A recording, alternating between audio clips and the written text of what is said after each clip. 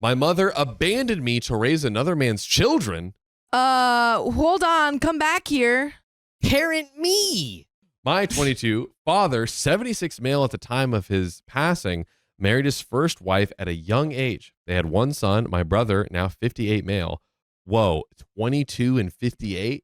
Dang. Holy crap. Dang. That might be the furthest siblings we've... 22 and 58? Wow. Wow. Dang. My father's family comes from old money, so after his parents' death, when my brother was little, my dad inherited a sizable fortune. The wife passed away when my brother was 19 years old. By the way, this comes from Throwaway Pippi, and if you want to submit your own stories, go to the r/OKStorytime subreddit. So after around 17 years after his first wife's passing, my dad met my mom, 47 female, and after a year of dating, they got married. At the time of their wedding, my dad was 53 and my mom was 24. Okay. Wow. I think it's important for the context of story to specifically note their age difference, as it's caused some resentment. I can imagine why. There it is. Particularly in my older brother, who is 11 years older than my mother. Oof. Ooh, yeah, the 58-year-old. When your stepson is 11 years older than you, that's tough. That's tough, man. That's wow. Oh. Wow. I was born soon after their wedding, and when I was around 2 months old, my mom essentially packed her bags and left my father and me. Whoa. Wow. That was all I knew of the story until my father passed away. Thereafter, I was solely raised by my father, and we had a fantastic relationship. He was a great dad and tried his best to give me everything he could. One thing he refused throughout my childhood was talking about my mother in any way. He never badmouthed her, but he also never said anything substantial that would give me any clue about what kind of person she was. My brother and I had a complicated relationship. He was always respectful and friendful towards me, but also distant. Well, understandably so. Yeah. To be fair, there's more than 20 years of difference between you guys. So he's not, I mean, like, it would be weird. Yeah. Like, maybe he could be kind of like uncle brother. I think he should be an uncle brother. Yeah, he could be an uncle brother, but yeah, it makes sense that you guys don't have like a sibling relationship with a man who's let's go get some dinner. Significantly older than you. And yeah, this is like you're 5 and he's 40. Yeah, he's like, hey, kid, what do you like to do for fun? I want the Doritos. And then you go, like, you're dragging around this little baby, and you're like, yeah, this is my sibling. Right? That's crazy. We've never had a brotherly sisterly relationship, which in a way is expected since he is 36 years older than me. That's so crazy. Through him, I also have 2 nephews and a niece, 29, 27, and 24, all of whom are older. That's crazy. And we'd had more of a cousin type relationship. My brother and my father had a very strange relationship. I later learned this was due to the resentment my brother held over our father for marrying my mother. Fair. As said before, I had no contact with my mother or any member of her family for my entire childhood. Besides my father, brother, and his family, the only family was my aunt. In November 2019, my father was diagnosed with stage 4 lung cancer. It was advanced and very aggressive. Although he went through extensive treatment, he passed away last January, which devastated me. We were extremely close, and I still can't believe he's gone. He left some of his money to my aunt and my nephews and nieces, but most of it was split evenly between my brother and myself. After my dad's passing, I was dealing with some anxiety. One of the fears I particularly harbored was the fear of being left alone and abandoned. I had my aunt, but she was also poor in health, and if anything happened to her, I was really afraid that I would be left alone. I didn't think my brother would be particularly inclined to upkeeping our relationship, but I was very wrong. Oh. My brother and his wife, 56 female, stepped up and in a way assumed a sort of parental role, maybe because they're 36 years older than you. Because they're parent age.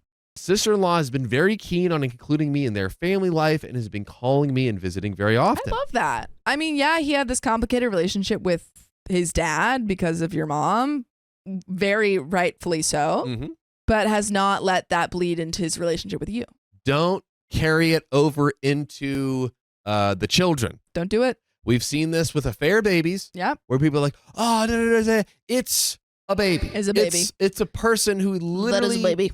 did nothing wrong. Did nothing. That is a baby. That As a baby baby. doesn't even know what you're talking about. That's correct. It's a baby. Because babies don't speak words. Babies are dumb. They speak babble. Yep.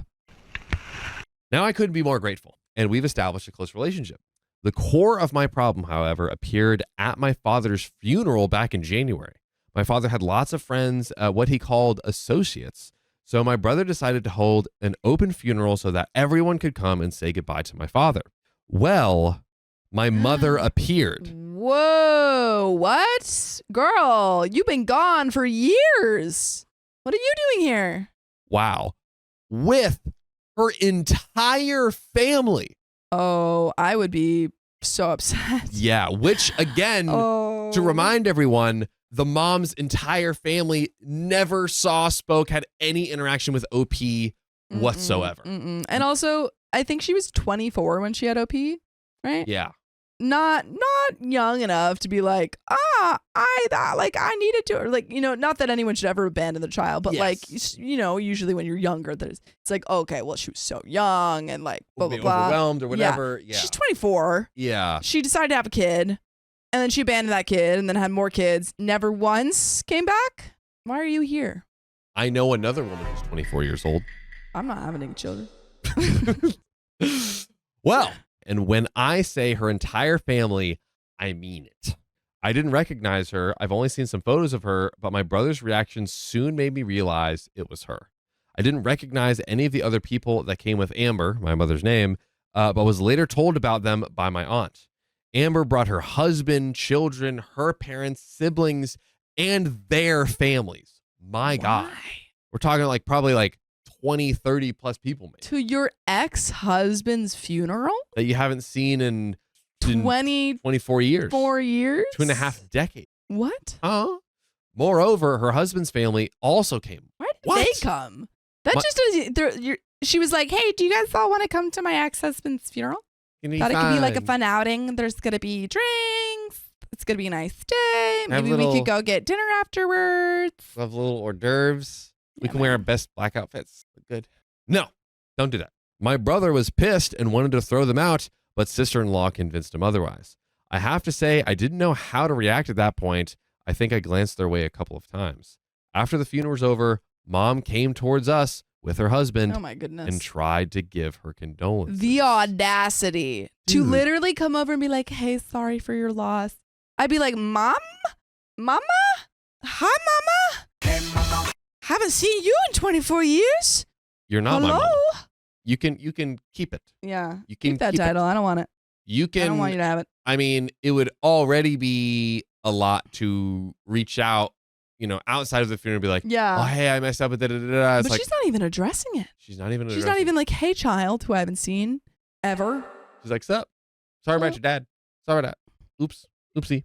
Sorry I abandoned you. Oopsie. But my brother told her to leave, that she was not welcome, and to not come close to us ever again. I didn't speak with her or any member of her party. When she came over, I sort of partially hid behind my nephew. At one point, I think she tried to say something to me, but my brother shut her down. He was pretty rude, but I think it was, in a way, understandable. When people do things that are terrible, it is acceptable to get frustrated and mad at them. I agree. I concur. That is acceptable. Yeah. I'm going to be nice to you when you were awful. Yeah. And also, I appreciate that your brother's standing up for you. This is true. Once again, he's being much more of a parent than your mother literally ever was, because she wasn't even at all any sort of parent or any sort of figure in your life. There you have it. I think I tried to ask my brother questions about Mom, but he refused to talk, so I convinced my aunt.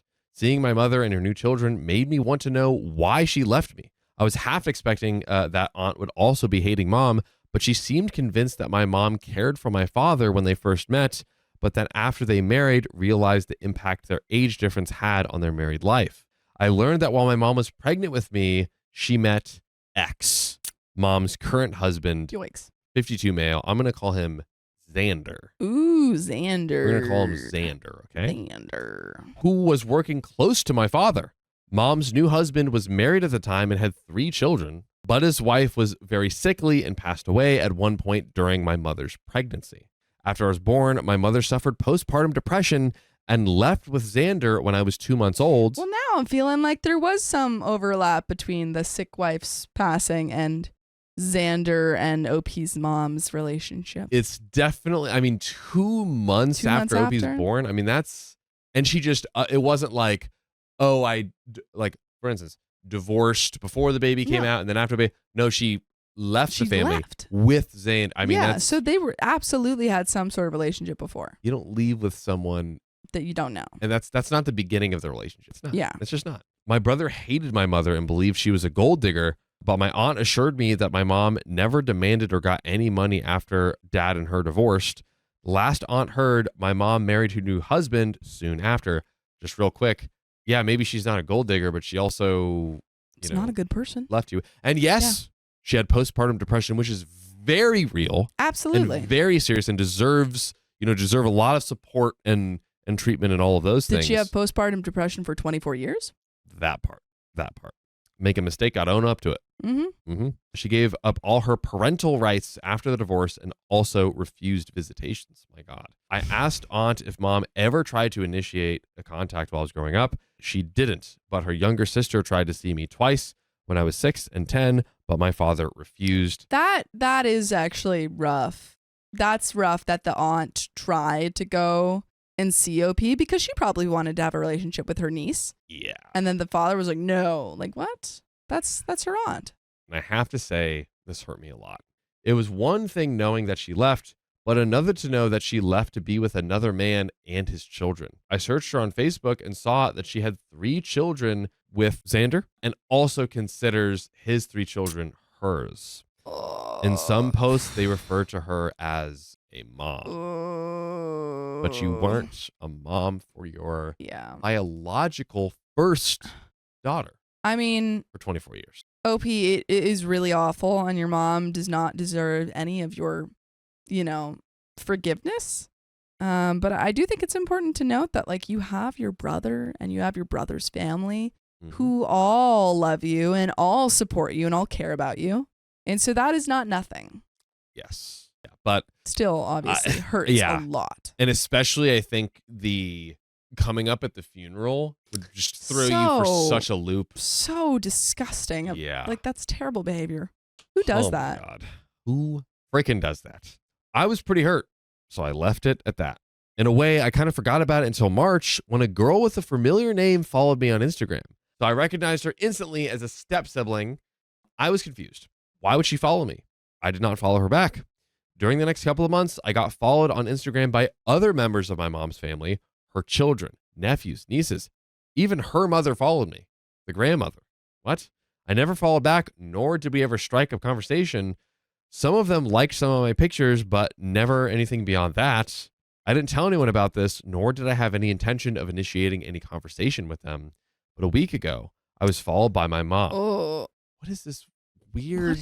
Like, it's so icky. So. If she had, I don't know, if she had maybe sent a letter or sent some sort of message to OP and said, hey, I know I don't deserve a relationship with you in any way. You don't owe me anything. I just wanted to tell you that I don't know, maybe she's made changes in her life, realized the errors of her ways, yada, yada, yada, and said, I just wanted you to know that I'm here if you ever want to talk, but I will respect your decision and leave it at that.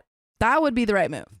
This is not. At this point, so long, that would be probably almost the only acceptable. I agree. Yeah. This, getting your entire family to follow OP in some kind of weird, like, I don't know, it just feels like psychological, like, torment. Yes. You know, it feels, I would be like, why are they following me? Yeah. Like, obviously not, like, to be clear to all of our viewers, not following, but Instagram following or social media following. Social media following. But like, why? I'd be so confused. Yeah. And every person that follows you, it just like brings it. Yeah. It'll flood back all those emotions every single time.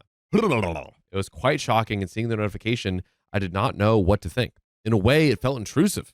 Yes, I should have put my profile on private. That very same day, she sent me a message. It was a very long message, and after reading it, I was very conflicted. And also, too, like, again, you can write this letter, but I feel like sending it on an Instagram DM just feels like, I don't like at least an email is like, Yeah, oh, but I guess how do you get your email? that's yeah. Yeah, True. that's a, yeah. Facebook message, even if I don't know, I mean, I'm just splitting hairs at this point. But even if Facebook message feels like, okay, I'm like trying to find the most respectable channel. Personally, I think if she was gonna go to that freaking funeral, which I don't think she should have come with a letter and said, "Here you go. You don't have to read this if you don't want to. Just wanted to give it to you." There we go. And then left. There we go. And not brought the whole freaking family. Yeah. Like, I'm sorry, what? No. In the message, she introduces herself, expresses how hard it is for her to write this message. She, in a way, expresses regret for leaving me, doesn't say why, and expresses her wish of meeting me in person to talk and get to know me. I did not respond. It's been a week since I read it, but I simply can't bring myself to respond. In a way, I don't know what to say. On one hand, I've always wanted to know my mom, but that was before learning why she left, or rather, how she left. By the way, if you never want to leave us and hang out with us for basically eternity, forever, I have a solution for you. Spotify, Apple Podcasts, iHeart. You search OK Storytime, and now you have. Did we get an update on the days, Keon? I think it's 65. Dang. 65. I don't know why, but Frank the Plug, I think, said 65 the other day. Dang. We're going to go with that right now and say we have 65 straight days. Like if you listen 24/7 for 65 days, you would still not run out, which means you'll never run out. So do that. Please listen to our podcast. Oh, and you know what? Please. Please. Rate us 5 stars on Spotify while you're at it. Please. That'd be cool. That'd be nice. I mean, thank you. We are approaching the end of the story, but my God, this one's a doozy. It is. And I think my advice for OP right now is that first kind of sit with this before you go and take it to your siblings, your family members, because they'll have their own thoughts, probably saying, don't talk to her. Sit with it before you talk to anyone. Think about, does any part of you want to see her? Is any part of you curious about what she has to say? And if you aren't, if you're like, I literally don't want to see her, and it's just like maybe some obligation you think that you have to see her, you don't. There's no obligation to see her. Yep. And also, if you are at all curious, you don't have to see her now. You can say, hey, I appreciate for reaching out. Don't feel comfortable right now. Maybe there will come a day when I am. Mm-hmm. It's not right now. So you can postpone that. She's on your timeline, not the other way around. And then once you've made those decisions, you can go talk to your family members if you want. But it can also just be kind of a thing for you. Well, that was phenomenal advice. Thank you. I mean, basically everything Sophia just said, but I guess also if you do feel that part of you that is, you know, whether it's curiosity, whether it's like, hey, I just want to have a mother in my life, you know, which again, like whatever you want to do, that's the move, you know, whatever you feel and your desires are for this. Again, it's your timeline. This is for you because, you know, you're the one that had to go through this very awful thing, right? Potentially be prepared to potentially be let down. Great point. Yes. Because she has literally flubbed the ball at every single pass, at every single juncture. You can prepare for the worst and hope for the best. Yeah. Go into it being like, she might ask me for money. Yep. She might say that she hates me. Like, you know, go into it knowing that she might hurt you. Yes. And if you do want to talk to her, maybe find, especially with the new inheritance, get like a really good therapist that specializes in this kind of maybe like mother abandonment or something along those lines to help you navigate that if you want to do that. Mm-hmm. Dang, Sophia, we both kind of crushed the advice on this one. I gotta say, agree. Yeah, I agree. What a great alley-oop that was. Thank you. You're welcome. But ladies and gentlemen, we're gonna get to the conclusion of this roller coaster we've got in front of us. Opie says, but then again, I feel like meeting her would be a betrayal to my father.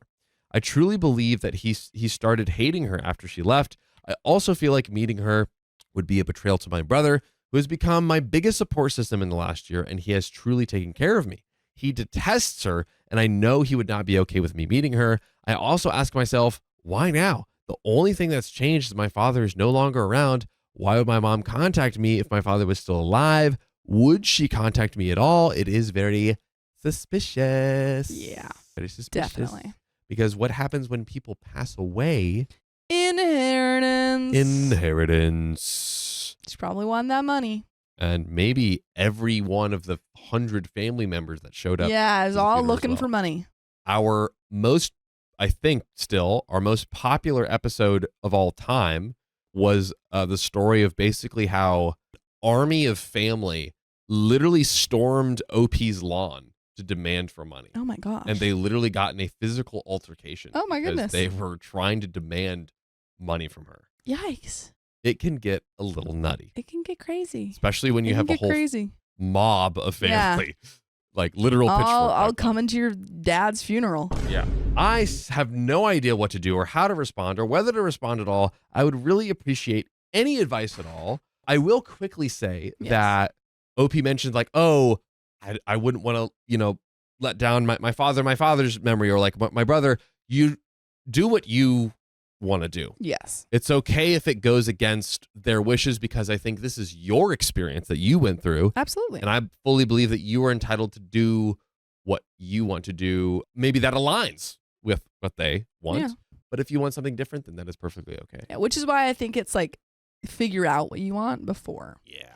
Before you got people putting things in your head. Absolutely. But that's the end of that story. And my husband hid his other son for 10 years. Where? Somewhere. Where'd you hide him? Oh, God. Well, my husband and I have been married for 10 years, and our son is our only child. And for the past 10 years, I thought he was my husband's only child as well. By the way, this comes from Throwaway R Palm. And if you want to submit your own stories, go to the r/OK Storytime subreddit. However, in May, my husband was getting an honorary doctorate at a local university he's had a long relationship with, business-wise and otherwise. My son and I were in the audience. After the reception... I see you. You see the you? I see you. Do you see it? Uh-oh. Watching right now? Uh-oh. So after the reception, we were walking out when a man walked up to us. He apologized to my husband and said he didn't mean to ambush anybody, but he just wanted to talk to him. My husband looked shocked. And when my husband didn't answer, the man called him dad and begged him to just talk to him and said that he was there to say he was sorry again. Dad? What? Dad? Is that you, Dad? Papa. Papa? Papa, I just want to say I'm sorry. Papa, why won't you love me? Except he's an adult man. That is insane. Wow. Wow. So my husband recovered and then said the man's name and asked how he was and if he was taking care of himself. Is Opie just standing right next to him? It's like, huh? The man kept saying, "Can I talk to you, please?" My husband asked him for his phone number and said he had to get home, but he would call him later. After we got home, he broke the news to me that this guy was his 29-year-old son and that he was the product of a relationship with a girlfriend when he was much younger, stupider, and coming out of a bad upbringing. Wow. And presumably he hasn't seen his son for a while. That's what it's looking like. Yikes. He hasn't seen the son for a while, and why not? It's not like you cheated on her. Yeah, like why not tell your wife that you have a child with, that you have another child? Just say it. Why? Just say it. Like, Is it because you're trying to hide that you suck? Yeah. That's what it looks like. That you you didn't take care of your child and you left your kid to be taken care of by their mom? Come on now. Let's be better. And that his girlfriend was on substances and serially depressed, and that she wanted marriage but refused to work on her depression. So they broke up when his son was 10, but he stayed in his son's life until he was 16 and then lost contact. How do you lose contact? I would like the definition of lost contact. Yeah, please. What do you mean? When I asked why he never told me about his kid or stayed in his life, he told me that a lot of things happened and he couldn't get past some of the things his son did that really disappointed him. What things? What things? What things did your 16-year-old son do? Really quick question. Kiana and Sophia, you have a child. Yeah. I just yes, there are heinous things a human can do, but the thought of abandoning my child is kind of inconceivable. I completely agree. I completely agree. I think there are times when you might need to get your child help or send them to a facility, because you are not professional and you can't handle the needs that they need or the needs that they have. But to completely lose contact, acting like they don't exist. Yeah, like losing contact to the point where you literally never mention them. And at 16. At 16, This kid is how old? 30, 29 now. 29? Wow. He wouldn't elaborate further, and I knew I would get nowhere if I pushed him. I told him that my son deserved to know that he had a half brother, and he was already confused. So we ended up telling our son, but that all backfired when my son asked why he never knew about him. Great question. That was almost so perfect, Yeah. I think. I'll work on my cadence. Thanks. My husband admitted that he had decided the school his son was attending was no good. His son was interested in foreign languages, so he enrolled him in a private school where kids were fully immersed in Arabic, French, or Spanish that offered boarding options for students. He said his son's mother complained endlessly about her son being 4 hours away, and his son started doing badly and not appreciating his opportunity for a better life. He started distancing from peers and would constantly talk about homesickness and let it affect his studies. Maybe because he has a father who doesn't care about him. Yeah. He begged his son to stay the course and use his education to get into a top college, but his son ended up getting near flunking grades, not listening to his father's pleas to work hard, and then dropping out in order to re-enroll in a public school at age 16. My husband said, I'm sorry. So your son and his mother both said, hey, I can't be in this school anymore. I can't do this. I can't be in the school anymore. You didn't listen. He started flunking and then made the decision for himself that he needed to go to public school, and you're mad at him for that? How old was OP? How old is OP right now? Do we know? We're going to check. You know what? OP and their partner are older than 29.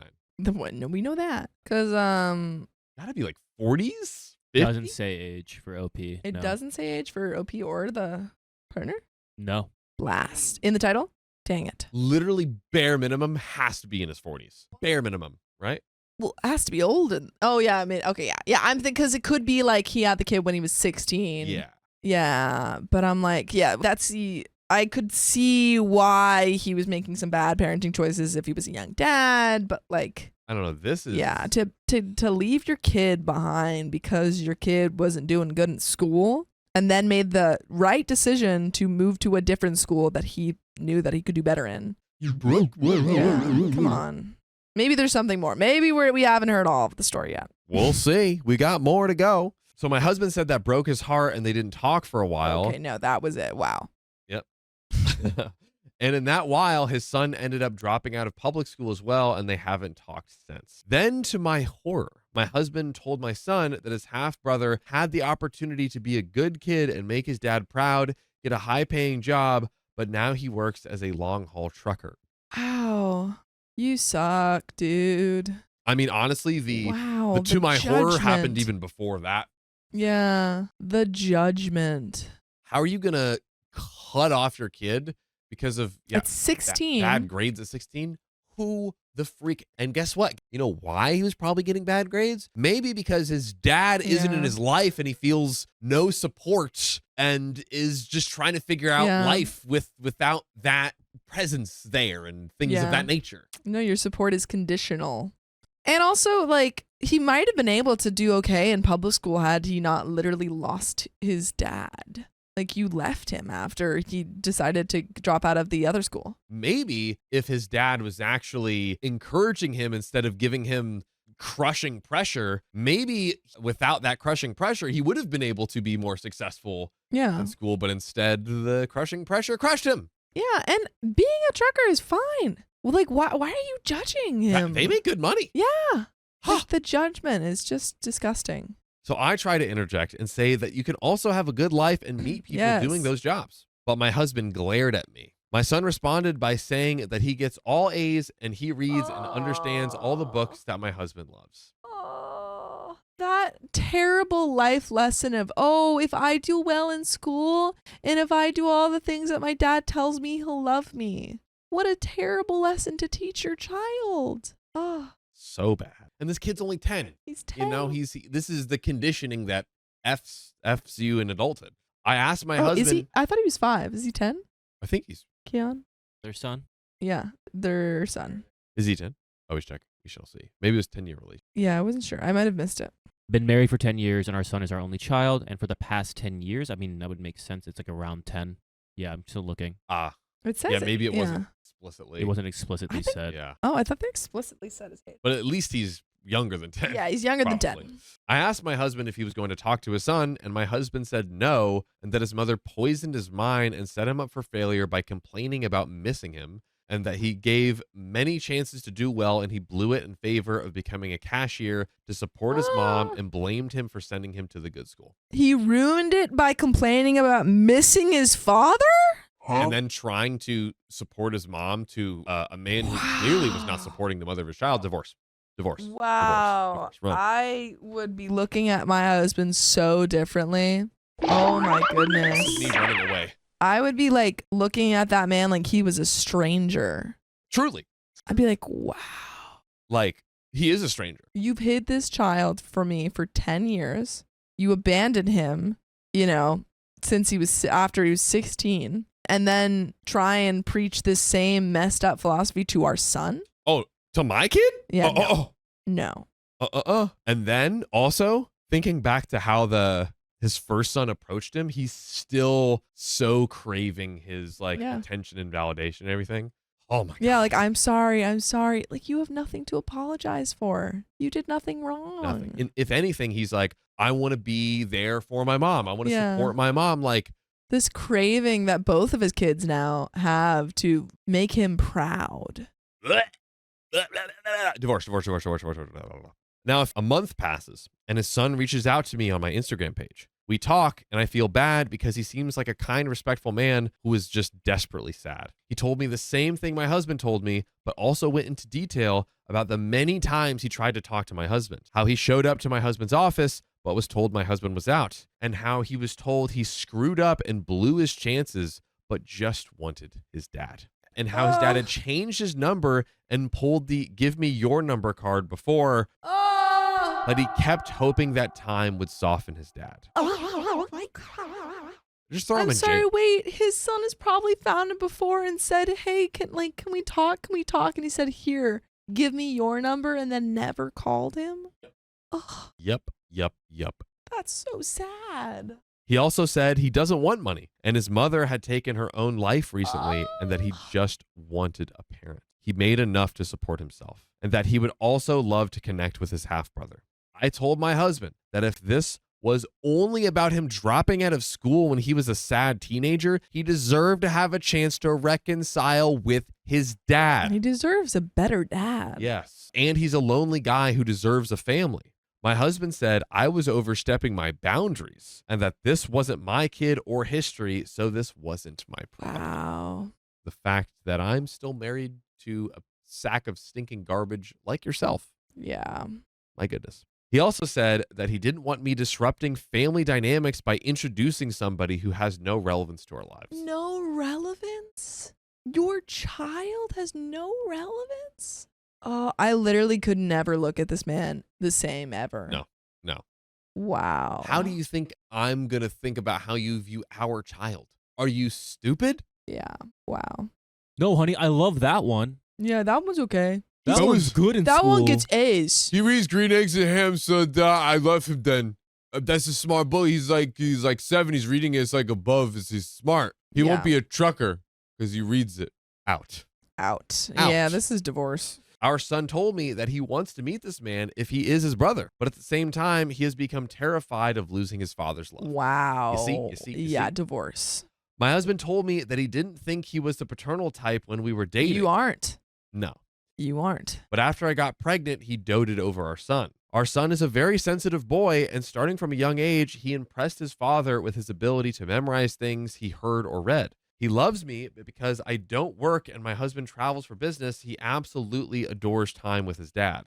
He would always sit on the sofa in his dad's office, and whatever book his dad was reading, he'd read it too. When he was younger, he'd grab onto my husband's leg when my husband wanted to go somewhere else in the house. As our son grew up, my husband said he has taught him how to be patient, but my son is still always very eager to please. Even when he knows that something planned for him was all planned by me, he'd still gushingly thank my husband for it. And now my son is swinging wildly between wanting to meet his half-brother and sate his curiosity and fear over his father's rejection. He says that he just wants to be loved by the people in his family, including any brothers or sisters, but that he's afraid of losing his father's love like his half-brother did. And that he also kind of hates his half-brother from making my husband upset. This is so bad. This is so sad. A. Kaylee says, oh, hell, you can't have a sensitive kid with this man. This man is going to ruin him. Ruin him.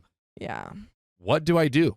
I am appalled by my husband's treatment of his older son, and I want my son to be able to say that he had an opportunity to get to know somebody that he wanted to get to know. But my husband is adamant against giving his older son attention and is still angry about how he felt his son betrayed him and his efforts to give him a better life than the one he had with his mom. So we're approaching the end of the story, but do we have any thoughts, Sophia? Just that you should divorce him and make it very clear to your child that this is not okay. Yeah.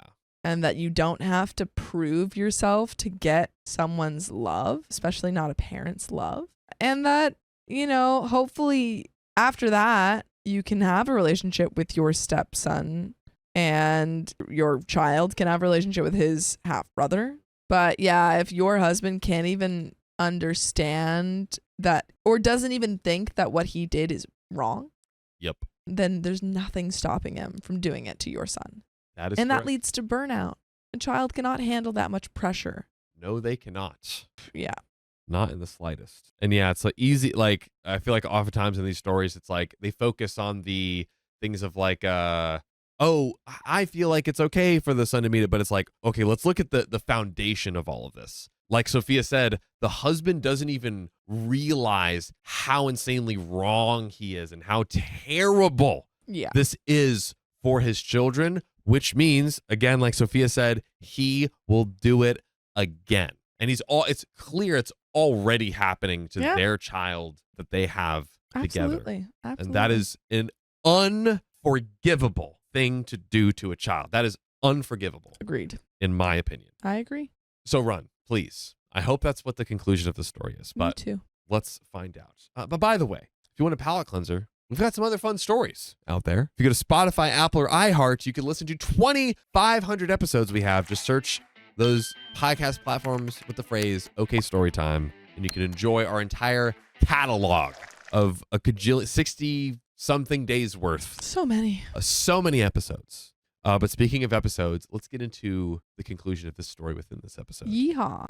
Our marriage, which has been mostly smooth sailing, is now filled with unspoken tension, and my husband doesn't seem to notice. But I don't want to alert my son to it because he'd react very badly. I usually am argument avoidant and would never do anything with our son without talking to my husband about it first. But I feel like my son needs counseling help. And we have a few comments. Commenter number 1 says, your son knows that his father's love is conditional. That's just a fact. Frankly, I don't understand how you could stand to be in a room with a man that would abandon his child for such selfish reasons, let alone stay married to him. It just proves he'll happily do the same to your son and to you if you make the mistake of disappointing him. You'll always be looking over your shoulder, always wondering if this mistake will be the one that causes him to leave. Mistake. Especially since you say you don't work, so you're entirely reliant on your husband. Great point. You'd be particularly effed if he did decide you were a problem too, or if you began to love and miss your son too much. Does he plan to send your son to a boarding school?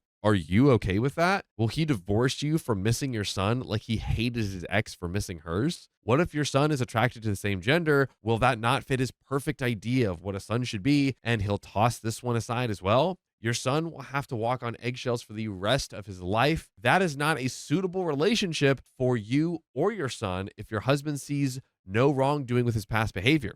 Most people would have been horribly ashamed to have done what he has done, yet he keeps making the same decision every time his first son tries to be in his life. You've reached a crossroads in your life and your son's life. Make the right decision. Agreed. I completely agree. And completely agree. Hope, given that was a relevant comment, that was the advice Opie took and run with, but we don't know. Don't know. We're not sure. Good luck, Opie. Yes. Good luck. Very much because good luck. Unfortunately, you are going to need it with that man.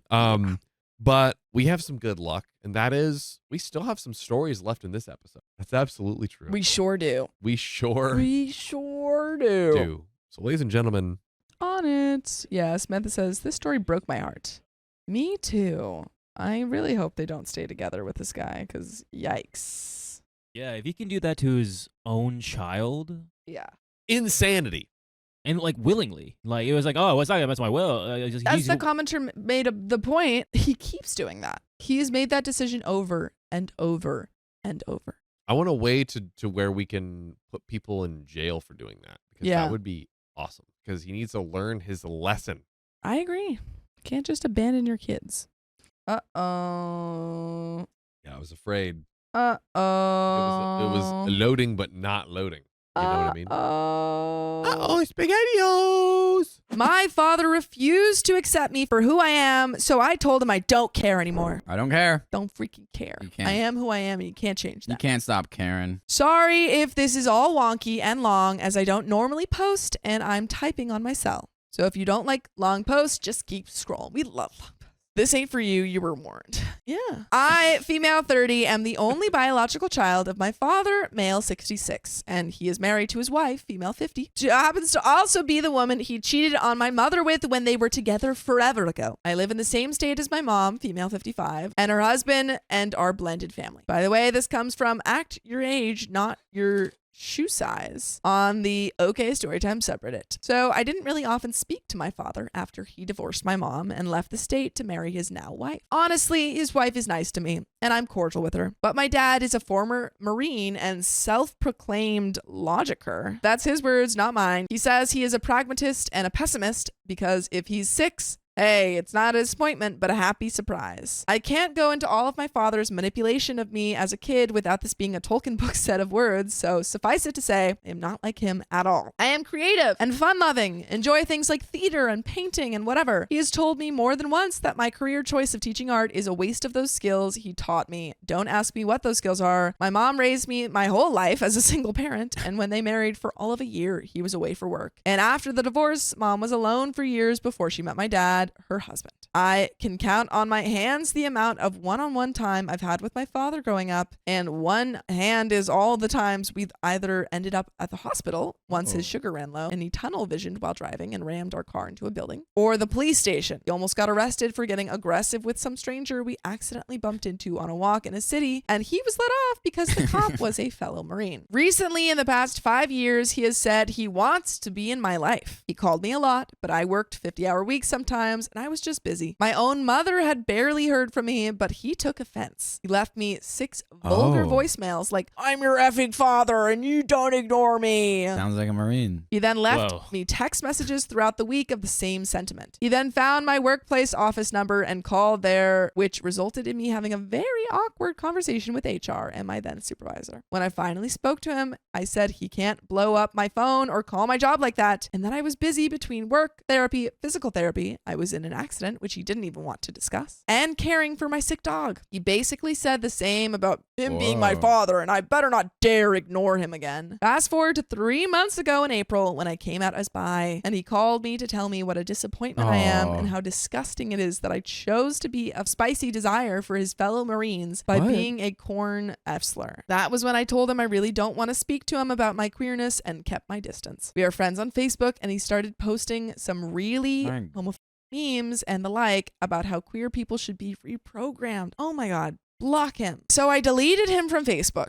His wife called me crying that this fighting is stressing her out and she loves me like her own and begged me to make up with him. So we had a virtual family game night with her, her son, my father, and myself. We played a version of Pictionary and he drew a picture of a stick figure in a straitjacket drooling and I didn't guess it. The phrase was Happy Pride. I would walk out. I'm out. Yeah, on that, I'm like, out. oh, yeah, I end the Zoom call. Oh, yeah, it's a They're Zoom on a call. Zoom. I end the Zoom call. And you're going straight in the trebuchet, buddy. I recently decided to get my next degree, and this came up in a FaceTime conversation with him and his wife, and they asked what in. I told them either child psychology or primary education, as I wanted to advance in my career. My father sighed heavily and said, well, I guess those who can't do, teach. It was then that I cried in front of him for the first time since I was a kid. I was proud of myself. Yeah. So effing proud that I managed to put my chaotic life together enough to be on track to get back in school. I got my PTSD in line, made a hard choice in leaving my job for a better paying one, started paying off my debts for my first degree, degree and finally landed in a place to go back to school. And he couldn't just say, "That's nice, kid," or something nonchalant. I said I was tired and needed to go and hung up the call. His wife texted me an apology and said they are proud of my tenacity and hard work and can't wait to see what I'll do with my degree. He did not say that. He never said, I don't think he knows the word tenacity. I'm sorry. That's fair. Last week, my father called and told me he's sick, like really sick, his kidney again. A few years back, he rekindled our relationship because of his kidney failure. He could have not made it, but fortunately his treatments and dialysis helped him until a kidney came. I did get tested and was a match, but I was at risk and couldn't do surgery. I hope you would not give this man your kidney. Don't give this man a kidney. Now he's going downhill again. He asked me if I plan to get married at all. I said, if it happens, it happens, but I am seeing someone right now and we are currently okay with just dating. He asked if it's a woman. I said no. He said he wants to be at my wedding and give me away, so I should ask my boyfriend to marry me. I was confused because firstly, he didn't ask if I wanted to marry the man. I would in a heartbeat. My boyfriend is amazing. And secondly, we may never marry. It's just not on the menu for at least a year or so. My father told me that while he was largely absent from my childhood, I'm still his little girl and he loves me with all his heart. I'm his legacy and dream and he needs to know the lineage can go on. I then broke to my father that I don't want kids right now and I might never want kids. He told me then that I would have kids to make me proud for once. He's my father. He's actively weaponizing his pride and his Also, I guarantee you he's going to weaponize his life. He's my father. I love him, but I just snapped. I asked him how I haven't made him proud before. He listed things here and there, like when I wrecked a car at 25. He wasn't even there. And I told him about this. Or when I chose teaching over being in the military or police force or at least a lawyer. Oh my God. This man is a literal walking meme of like a disapproving father. Yeah, nothing will satisfy him unless if it's like his life. He then went on about a 10-minute rant about my phase of liking women before I got with my boyfriend. I said that I'm still bi. I love my career and I love the person I become and I frankly no longer concern myself with if I make him proud. I am proud of me, mom and dad, and my siblings are too, and that's enough for me. Hell yes. I strive to make myself proud. Yeah. And if that's not enough for him, so be it. Yup. He asked if I'm really okay with him passing away, thinking I'm a disappointment. And I said, well, bottom line, without fluff, yeah, it is, because I'm happy. You should have been like, yeah, as long as you're good with you passing away, with me thinking of you as a disappointment. Got him. That would have been good. That was, I would have worded it better. No, it's good. I'm proud of OP for being like, stand up for yourself. I'm proud of myself. That takes a lot, especially I don't need the with this approval sticky father relationship where he's actively weaponizing his pride of you. So you're doing good, OP. Disgusting, man. I'm proud of you. His wife called me yesterday and it was a 2-hour talk.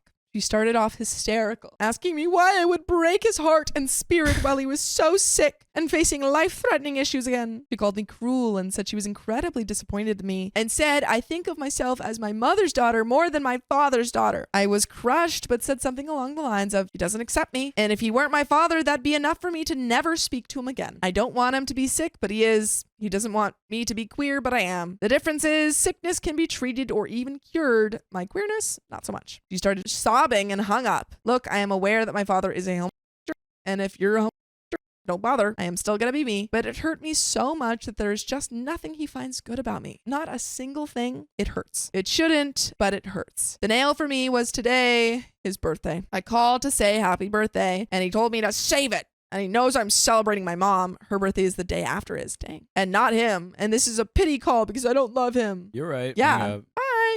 He said he wishes he had more children, so one of them wouldn't be so selfish and would just grant every father's wish to see his daughters married and to give her away before he passes away. I so hope while he's alive that he marries a woman. He's currently dating someone.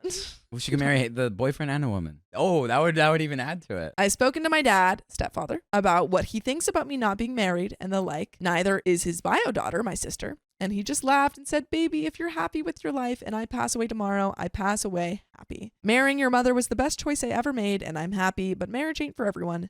Do you? That is your father. As a healthy, loving father should say. That is your father. The man who's calling you with slurs, not your dad. That is the man who added a sperm into the cocktail that is you. That's not your dad. He has been hateful, manipulative, and he sucks.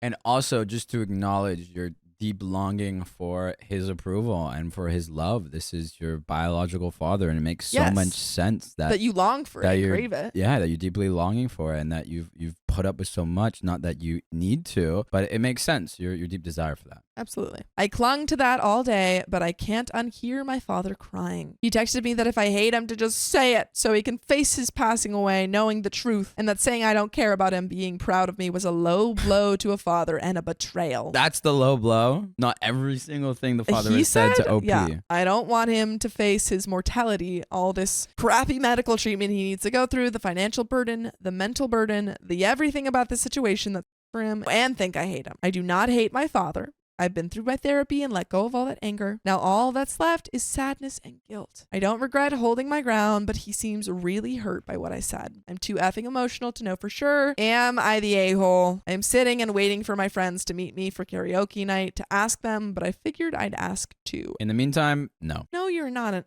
no, And not an a-hole. I think it's just like, I think you need to go back to therapy. And there is an update. Sorry if this doesn't make sense. I have been crying and drinking, and it is what it is. I felt so bad that I called my father bio and just cut him off before he started small talking. I told him that my stepfather, my dad, is my dad. He was there when I learned how to ride a bike. He was there when Trevor from 6th grade broke my little emo heart. He was the guy who came and got me when I got too wasted at a concert and needed a sober ride, even though I was an hour out. That's my dad. If I ever got married and did the traditional give away the bride, no shade to the folk who want that, I don't, it would be my dad.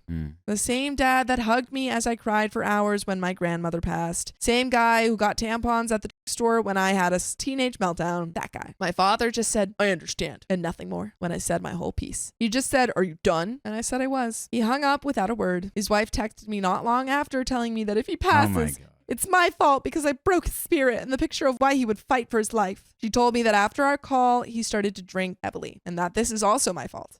I've been up at my mom and stepfather's since I tried to enjoy the weekend with family, but it bothers me. I need to be clear. I don't want my father to pass. I do have good memories with him and no one deserves what he's going through, but I hate this blame game and I hate them for doing it. I may or may not have even spoiled my mother for her birthday and have been very obnoxious over social media about it, highlighting all she has done for me. I do not want my father to suffer and I do not want him to have regrets, but he's just not my dad. He's not a parent and I don't think we will ever get there. That ship has sailed. I just now sent a text and you can be the judge if I'm a horrible daughter or not, but at this point I don't think I am. And this is the text. Dad, words will never suffice. I love you fiercely. I always will. But as you know, you are my father, but not my dad. Fake name. Theo is my dad. I do not ascribe to the tradition to give the bride away, but if I did, Theo would give me away. I'm sorry. I know that might hurt, but I value him and all he has done. He didn't need to adopt me as his own, but he did, and my life is great. I love my family, my life, and I am happy when I think about the future. Isn't that what you want? For me to be happy? I ask because it's what I want for you. I don't want to go no contact. I don't want us to ever stop talking for so many reasons. I mean, sometimes you are right. I am like you. I'm left-handed, love jazz, I'm good at programming, and generally am the level-headed friend. But I'm also like my mom, kind-hearted, tenacious, outspoken. You don't own me just due to genetics. If you want to be in my life, I welcome that and you, but it has to be respectful on both ends. I will not tolerate anything else. If this works for you, awesome. But if not, understand that this means that we will never have a true relationship. I love you so much. I truly hope for you that you will be well and never in pain or discomfort, but those are my terms. By the way, you can listen to full episodes with stories just like that. If you go to Apple Podcasts, Spotify, or your favorite podcast app, just go to OK Storytime. And there is a little bit left. That was so beautiful. That was beautiful. That wasn't just like hate, that was just like here. It was so beautiful. It was real and it was true. It wasn't easy, and it was you saying that you love him and also laying down the truth and sharing your own pride of yourself as you should. And also so beautifully done of you saying, if you want to be in my life, the door is here, but I need it to be respectful. If you were to come in, which is so compassionate, and I don't think it's people pleasing because they're saying like, hey, if you were to come in, I would need you to be a compassionate human being. And if not, that's on you. I think it was so well done and beautifully written, and I'm proud of you. And I signed it. He saw my text, but I haven't heard back. I feel like even if he responded negatively, I would want a response. This waiting is the worst, so here I am on Reddit trying to spend time. LOL, what a life. And that is the end of that story. He's a big old green flag. Yeah. I'm very proud of you, OP. Yeah, I'm feeling really inspired, actually. That was so well It was very worded lovely. and, again, just true and with love. True. Yeah. I can't forgive my father despite his efforts to change. Sometimes the genie can't go back in the bottle. I, 19 female, have a difficult relationship with my father, 66 male, one that is my main source of anxiety in my own house. Thanks God it's only that. I hold a grudge against him for things he did in the past, but when I say why I have grudges, people tell me I'm a spoiled daughter and should value him more. I came here to ask if I'm indeed a spoiled daughter or if my feelings are normal. By the way, this comes from Culture Show 9603, and if you want to submit your own stories, go to r/OKStorytime subreddit. So, the things I have grudges are, since I was a child, I was a really shy and sensitive girl, having a lot of problems making friends and being bullied. My mother always knew something wrong was happening inside school, but everyone told her she was crazy because I refused to tell her the truth. One of the people who refused to believe my mother was my father, supporting the idea of me staying to school even after I told him I was being bullied. I had a lot of problems making friends, and that accompanied me through my childhood and into my teenage years. When I felt really low and needed to talk, I only had my father to talk to, but his only advice was that I was too sensitive, friends don't exist. What? And I only go to school to study. I feel like a part of me feels like not to make friends. Neither of those things are the real way that was said. It was cruel because I was an excellent student, loved by my teachers because I had the highest rates and always concentrated during classes. I just wanted my father to hear me and give me advice, not make me sink lower. To this day, I have problems opening emotionally to him because when I express discomfort or something painful he has done, he dismisses it and tells me to become an adult. I can be an adult and want to express if something you have done hurt me. LOL. Yeah. But ironically, at the age of 11, I started to be my father's therapist. Let me explain.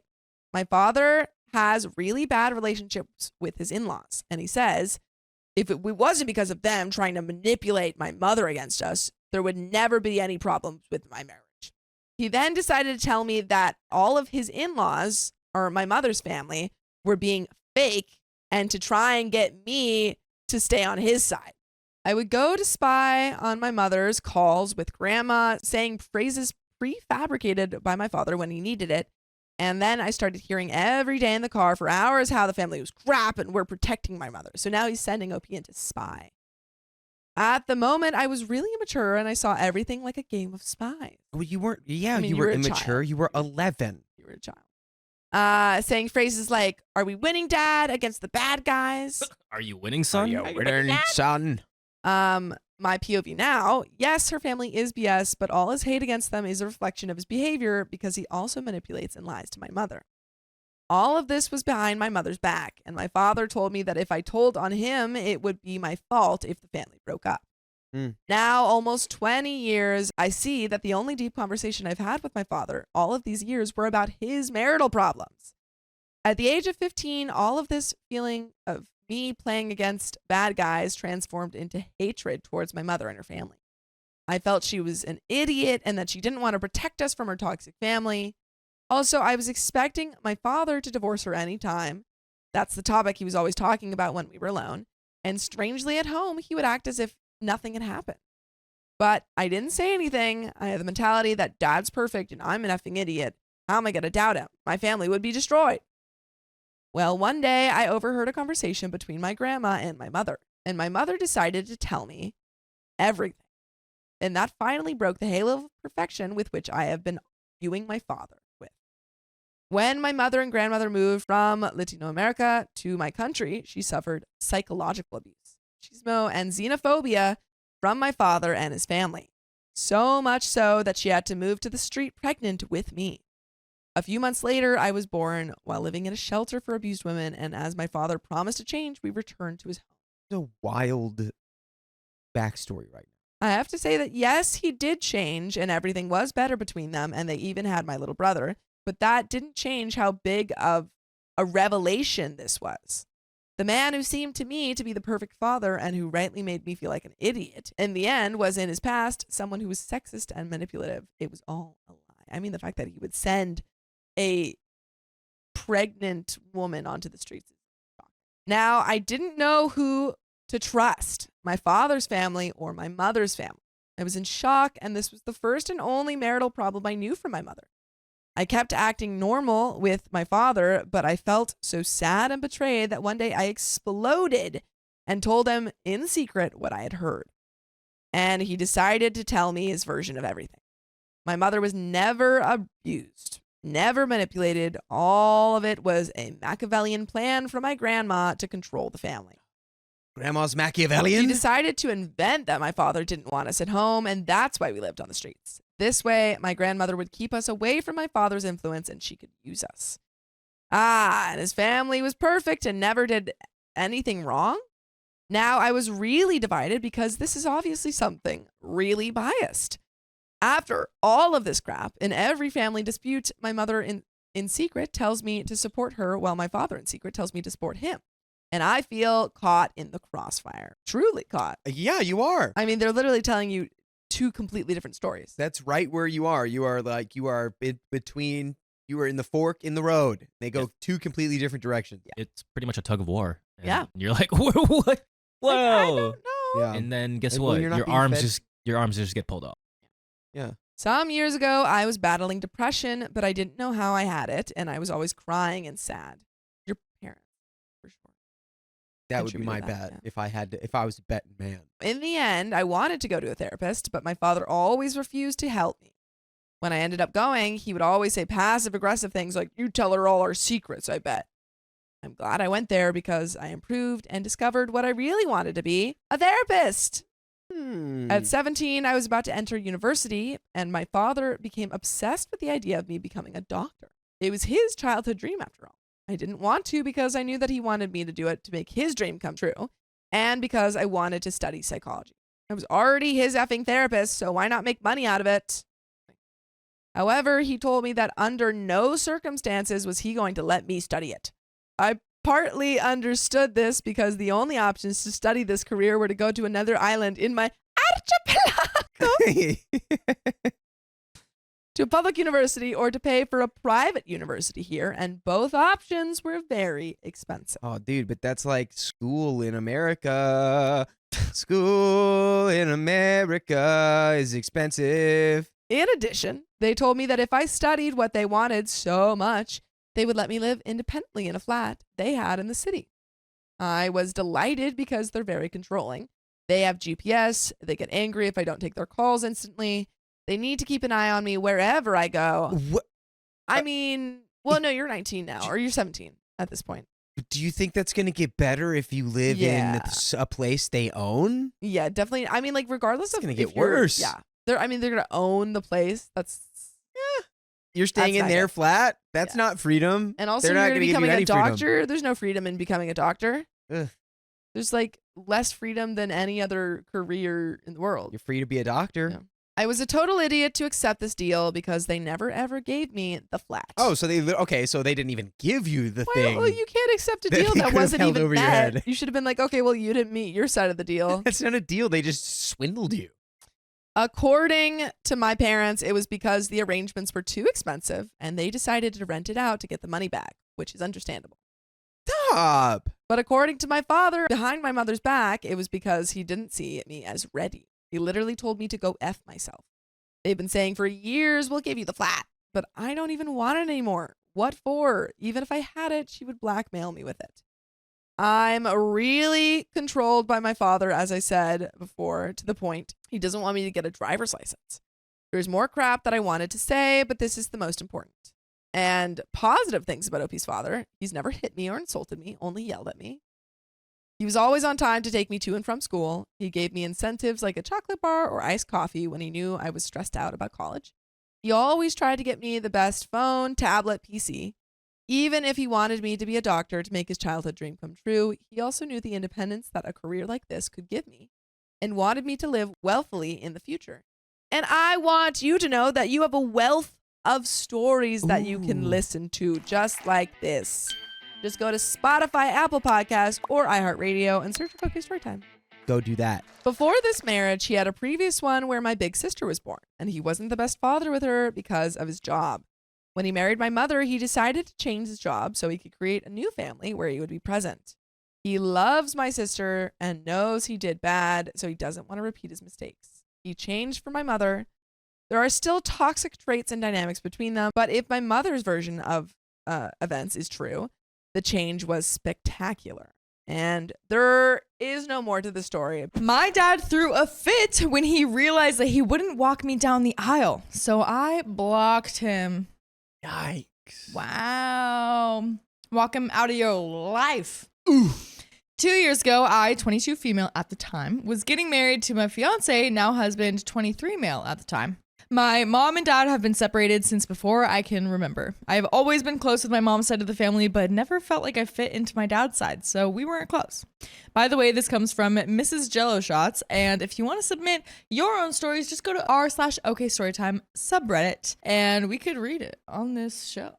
My dad's side just felt like it was full of judgy and preppy people. There was just a lot of mental abuse that went along with going to my dad's every weekend. Now, during the wedding planning process, I absolutely did not want to be a bridezilla. I wanted to include everyone. I was just very stressed because if I included my mom's side of the family, I felt obligated to include my dad's side, even if I didn't want to. But I included them and tried to have a good time. I had all my cousins as my bridesmaids, both from my mom's and dad's side, which was really nice. I love my cousin from my dad's side because she's so quiet and extremely sweet. When I went wedding dress shopping, I wanted to bring my mom, my grandma, mom's mom, and my two best friends. Although, again, I felt obligated to include people from my dad's side, so I also invited my other grandma, dad's mom, let's call her Nana, and my dad's new wife. My dad had gotten married to this woman, 23 female, a year before my wedding. Wow. Dude. A year older than her. Ugh. And 23 I'm your new mom. No, we went to No. the same kindergarten class together. Yeah. She's the same age as my now husband, so the whole situation is awkward. I invited them to feel included. I found my dress that day, and Nana stated that she was going to buy the dress for me. I was nervous, but accepted the offer because what excuse would I give? I didn't want her to pay for it because in the past, they wouldn't let me wear my senior prom dress I picked because I said I wanted my mom to do my makeup and not some professional that they wanted to hire. It took a lot of convincing and them literally standing outside my mom's house like guards for them to agree to let me wear the dress. So needless to say, I didn't want my dad's family to put a finger on my wedding dress, but my Nana paid for half the dress and we would pay for the other half on pickup. We left and I found out after from my two friends that apparently when I was picking the dress I wanted, my dad's wife said my dress had an ugly train and she couldn't believe that I would pick something like that. I didn't let it bother me because I told myself Yes. I invited them for their feelings, but didn't really care about their opinion. That's great. Alright. That's great. That is a nice sentence. Yeah. I invited them for their feelings, not for their opinions. There you go. There you go. I got the call months later that my dress was in, and me and my best friend drove to get it. I paid the rest and took the dress home. I called Nana later to say I had gotten the dress, and she was upset that I didn't tell her so we could go together. I told her I had at the time and was just too excited to see my dress again. Nana did end up giving me a check with the other half of the dress payment, which I gladly took. Now, here is the big drama. Oh no. During the wedding planning, I decided to include my dad's family, but what I didn't want was for my dad to walk me down the aisle. I knew this would be a major problem that I wasn't going to get away with without a fight. I was actually very anxious about telling my dad because I knew what his reaction would be like. This is where I'm probably the a-hole. 3 days before my wedding, we had the rehearsal. I asked my grandpa, mom's dad, to walk me down the aisle because I felt it would have been an even worse fight if I had my stepdad do it. Yeah. So everyone was there, and so was my dad and his wife. The people for the wedding venue helped with getting everyone in line. We had the parents walking first to take their seats before everyone else went on. This is where my dad realized he was not walking me. Oh boy. My dad looked angry and stormed off to talk on his phone to someone. I knew it was Nana because he had always been a mommy's boy. He came back a few minutes later and finished the rehearsal looking angry as heck. After the rehearsal was finished, everyone knew something was wrong and they all left to go stand by their cars in the parking lot. Even the venue people left the area, so it was only me, my fiance, my dad, and his wife. My dad started yelling at me, stating that it was his right as a father to walk his daughter down the aisle. I had never argued with my father before because his temper really scared me, and I know about some of the charges he's gotten for his anger. Ooh, oh boy. I wasn't taking it anymore, though. I told him that he had no right when he doesn't call me but every few months, and he was never a real father growing up. Bam. Dang. How you like them apples Oh my now? gosh. Dang. His wife chimed in saying that I also don't call, but every few months. I was angry. I turned to her and stated that I was the child and a parent should want to check on their kid. I also told her that she was new to the family and needed to stay out of it. Me and my dad kept arguing, and he asked if there was a daddy-daughter dance. I said yes. I didn't tell him I was actually planning on 2, one with him and one with my stepdad. He told me I could cancel it because he wouldn't be in attendance, and also my grandparents wouldn't be in attendance. I told him that that was fine and that anyone that doesn't come doesn't deserve to be in my life anymore. My dad walked away and proceeded to leave with his wife. 3 days later, the wedding came. I was worried my cousin, my bridesmaid, wouldn't show up because I'm sure by now the fight had gotten around. But no, my cousin showed up with my aunt. No one spoke of the incident. Surprisingly, my grandparents did show up. I heard later that Nana was talking out loud in the audience saying stuff like, I can't believe she wore the dress I bought, and any other rude thing she could think of. What? One of my friends in the audience told her to shut up, and so did my grandpa. Let's go. That's great. They left after the ceremony, not saying anything to me, and my cousin and her family left during the daddy-daughter dance that I did with my stepdad. The wedding went on with no big drama. If you noticed, my dad and his wife did not show up. A few days later after the wedding, I blocked them on everything, and for over a year, I had no contact with anyone from that side of the family. I didn't block my grandparents or aunt and cousins because they did come, but still no one was talking to me. I didn't get any happy birthdays or Merry Christmases from anyone. Then I got pregnant, and now suddenly Nana started messaging me asking about how I was and that she loves me. Oh, no. Do not let this woman crawl back into your life. I didn't really talk to her at first, but after talking to my husband, I decided I would allow our children the chance to see that side of the family. Since having my daughter, Nana has come over a few minutes to see her and even informs me a little about what my dad is up to. She says stuff to me like, maybe you should call your dad. Like I'm the one in the wrong. I told her if he really wanted to get a hold of me, there are ways like swallowing his pride and asking Nana to call on her phone. I know he'll never do it. But what I know is that we have full episodes of stories just like this one on Spotify, Apple Podcasts, or your favorite podcast app. Just search, okay, Storytime. Dude, I just don't understand why you would put your daughter through this. Yeah, I don't know. It just feels like, you know, Nana is probably more interested in having a relationship with this new granddaughter. New family member? Yeah, rather than the one that's pregnant with the new family member. I hate it when we read stories like this and it's just, you know, you did wrong. Stop. Yeah, it's just like so many double standards, so much, so little self-awareness. Yes. And yeah, it's just very frustrating and toxic, but there is a little bit more. Now, it's been over 2 years since I last spoke to my dad, and I just found out that he had another child with his wife, a little baby girl. Aww. Now, I'm feeling weird because my husband keeps telling me that one day this little girl is going to want to meet me.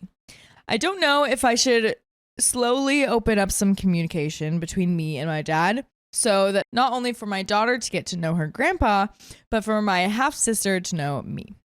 So, am I the a-hole for cutting off communication, and should I try making things work? And that is the end of the story.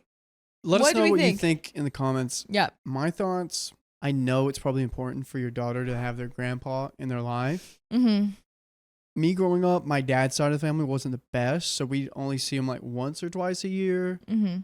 I don't know. Having a relationship like with a grandpa is a great thing that, you know, everyone should have and deserves. But I mean, if this grandpa is not the best person, and you know, there's like, if you're afraid to like confront him about things and get him angry, Yeah. then that's not really someone you would want around your Yeah. kids. You know what I mean? So it's like, I think you probably know what the best would be for your child. So just go with that. You don't have to stick with like, oh, what should happen in a family, because there should be ways that a dad should act, Yeah. but that's not happening. You know what I mean? So you don't need to worry about all of that stuff, but definitely not the a-hole Facts. at facts. all. At all. Not at all. And Not keep at your child safe. Exactly. That's the end of that story. That's the end. We got some more coming up for you. I don't want to reconnect with my family, but their health is declining. Oh, well, now's the time. For some context, my mother has narcissistic personality disorder. She was married to another man when she met my father. As soon as it was legally allowed after her divorce, my parents were married.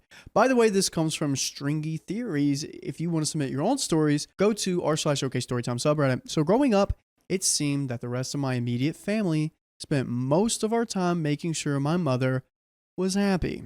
I was an undiagnosed autistic and ADHD child who tended to struggle in grade school. My younger sister was the golden child. My mother always wanted a daughter, and my sister was her personal Barbie doll. I grew up in an environment where our outward appearance of a perfect family unit was of paramount importance to maintain. And my being a somewhat troublesome child with bad grades didn't help. When I was 14, my father lost his job. He was unable to find another one throughout the remainder of my teenage years. Around this time, my mother decided that since he was at home anyways, he should remodel the house for her. So he began to remodel the house. Ooh. First, it started with redoing the secondary bathroom, mine and my sister's. For the rest of my time in that house, I never had a bathroom. And when I had to use one in the middle of the night, I had to go to a hospital, which was like a quarter of a mile down the road, and use their public bathroom. Wow. I could not use the master bathroom in my parents' room because it woke up my mother the one time I tried. Before we finished the bathroom, my mom decided she wanted to remodel the kitchen. Before we finished that, she wanted a new entryway. She would keep getting new ideas for new projects before finishing the previous ones. And by the time I was 18, there was something like 7 unfinished projects. At some point, my bedroom became the room that most of the construction stuff was stored in, so my mom didn't have to look at it. Matilda. Yeah, modern day Matilda right here. Oh my gosh. Dang. This is so sad. I slept on the couch from about 15 until I left for college. And because I was young and male, I always helped my father with all these projects. As soon as I turned 18, I went to school and I did everything I could to never come home. Because every time I did, I was put to work helping with my dad continue this dawn remodeling project. I made really poor grades in high school and was constantly berated for it. Now as an adult who understands that my basic needs weren't met, I still have a deep resentment for the loss of my childhood. Oh, man. I mean, fair. Yeah, that's tough, man. You had to sleep with all the tools. I with know, the that's jackhammer. ridiculous that they would just put it in his room. It's With like, the ladders. there are other places to do that, ma'am. I recognize that my sister also had a bit of a difficult life. Not only for growing up in the same environment I did, even if she didn't have to help her father, but also because she was always infantilized and wound up growing into a person who never really could do anything for herself. Dang. As a child, she learned that she would get attention from adults and men by speaking in superlatives, complimenting constantly, and generally love bombing. As an adult, this comes off initially as her being incredibly sweet, if a bit forward. But over time, you begin to notice that everything is, "This is the best thing I've ever had. You're the most amazing cook." Or, "Oh my gosh, you're so pretty. I can't imagine anyone prettier than you." Stuff like that. Interesting. And after a short while, to anyone with any depth at all, it all begins to feel disingenuous. Yeah. Unfortunately, this tends to mean that my sister has a history of attracting a bunch of lovesick boys who don't know what real affection means and who will wait in the wings until it's their turn. In one spectacular breakup, when her ex wanted to see other girls while she went away to medical school, she had a new boyfriend within the day. And this man would eventually become her husband. Wow. My sister and her husband eventually became doctors. Oh, wow. My brother-in-law had the unfortunate duty to pronounce his father had passed when he walked into a rather gruesome scene at his father's house. Oh. I won't go into details, but his father's passing was natural. But it was a bad way to go. My Dang. brother-in-law walked into the horrific scene and had to spend years in therapy to process how his father passed. Wow. From that moment forward, he suffered from pretty major depression. Cut to the pandemic. My sister and her husband, both doctors, are running themselves ragged. My brother-in-law lost 7 patients in a week and wanted to quit medical school. Oh. I feel like this is a justified reaction to trauma. Dang. Yeah, wow. My sister began to go on hours-long drives in the middle of the night with no explanation other than she enjoyed the drives. Eventually, my sister serves her ex-husband with divorce papers. My wife and I got a call while we were 5 hours away on vacation in another city. We packed him up immediately and drove to them. When we got home, we heard what had happened from my sister. My wife took my sister to stay with us, while I went to go check on my brother-in-law to make sure he was going okay. Until his sister got there, my family all thought I had chosen my brother-in-law over my sister when I repeatedly made it clear I wasn't choosing sides. Yeah, I was taking care of my brother-in-law because his whole support network was just dissolved from underneath him, while my sister had a ton of people to help her. Yeah. Yeah. Men's mental health awareness. It's crazy. No one's like, you took sides. No, he's just making sure everyone's good. The sister's good. Right. He's going to check on the brother-in-law. It's like, well, you guys took sides then if you all went to the sister. Yeah, but OP's a villain in the parents' eyes. So no matter what OP does, even if he cures 1,000 people from blindness, he's going to get hate comments like Mr. Beast did. Dang, like Mr. Beast did. So he said he saved 1,000 people from blindness, and people were like, "You're just doing this for views." Dang, I know. It's harsh. After it became apparent that my sister had been having an affair, that's what all those long drives were for. Of course. It was looking for any semi-legitimate reason to cut ties. Cut to my parents both doing everything possible to try and bring me over to their side. I realized after a while that they had to support my sister because they'd been hypocrites if they didn't, and my sister knew it. They tried to use cherry-picked versions of the Bible to come up with a twisted Christian argument. Ugh. They tried to say that I was destroying the family by helping my brother-in-law over my own sister. They even tried to use the fact that my own wife was divorced, a situation that is no way similar to this one, and tried to do the same, and tried to say that these situations were the same. And by the way, if you want to hear more crazy stories like this, please check us out on your favorite podcast platform. Just look up OK Storytime. Check us out. One thing I hate the most is whenever Christians come up in these stories and they do this BS. Because I'm like, dude, you don't even read the Bible. Yeah. You don't even know who, Jesus is at this point. Because, despicable. Yeah, that stuff's hard. Because then it gives, Christianity such a bad rap, too, it seems. But I would say go no contact with his family. Yeah. None of them are good. Seems like they're just, ugh. Honestly, yeah. Everyone is like they're choosing sides with you and the rest of the siblings. And it's just, and then everything is on you. Like they're not valuing you like they should. Oh, and absolutely that's not. Very hard to experience. I doubt you. OP's a doctor too. And I think it doesn't help that the sister's a doctor and they're just like, oh, OP. Oh, yeah. Right. It's like, well, she's a doctor. Or, well, she has these accomplishments. What do you have? And he's like, I have all these accomplishments. And they're like, it could be better. You're not a doctor. Could be better. But, goodness dang. gracious. Yeah. After that, everything was shattered. Eventually, time passed and I gave the obligatory calls at my major holidays and birthdays. I went to my sister's wedding with the dude whom she was having the affair. I still didn't support their union, but I went if not only caused the drama that my absence would have caused, but otherwise, I would have been no contact. Over the last several years, I have gone to therapy, done a lot of growing up, and over the years, it appears that my family has done no growth at all. My mother and father have seemed to be going through mental decline. They're getting older, and unfortunately, during the pandemic, they got into some bad conspiracies. It feels like I've been watching the people I thought I knew slip into decline, but everything went south. I'm not sure if I knew them in the first place. I believe the facade they put for the rest of the world, when the mask was shattered, I found out what was underneath, and I still see the cracks. 2 days ago, I found out from my aunt, my sister suspects my mother has early symptoms of Alzheimer's. She couldn't remember how to put a trash bag into the trash can and had to ask my dad. Alzheimer's runs in her family, her mother, and her 2 aunts had it.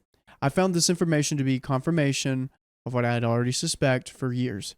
I feel like I've already mourned the loss of my parents in the last couple of years away from them, and the toxic environment I grew up in has been the most healing years of my life.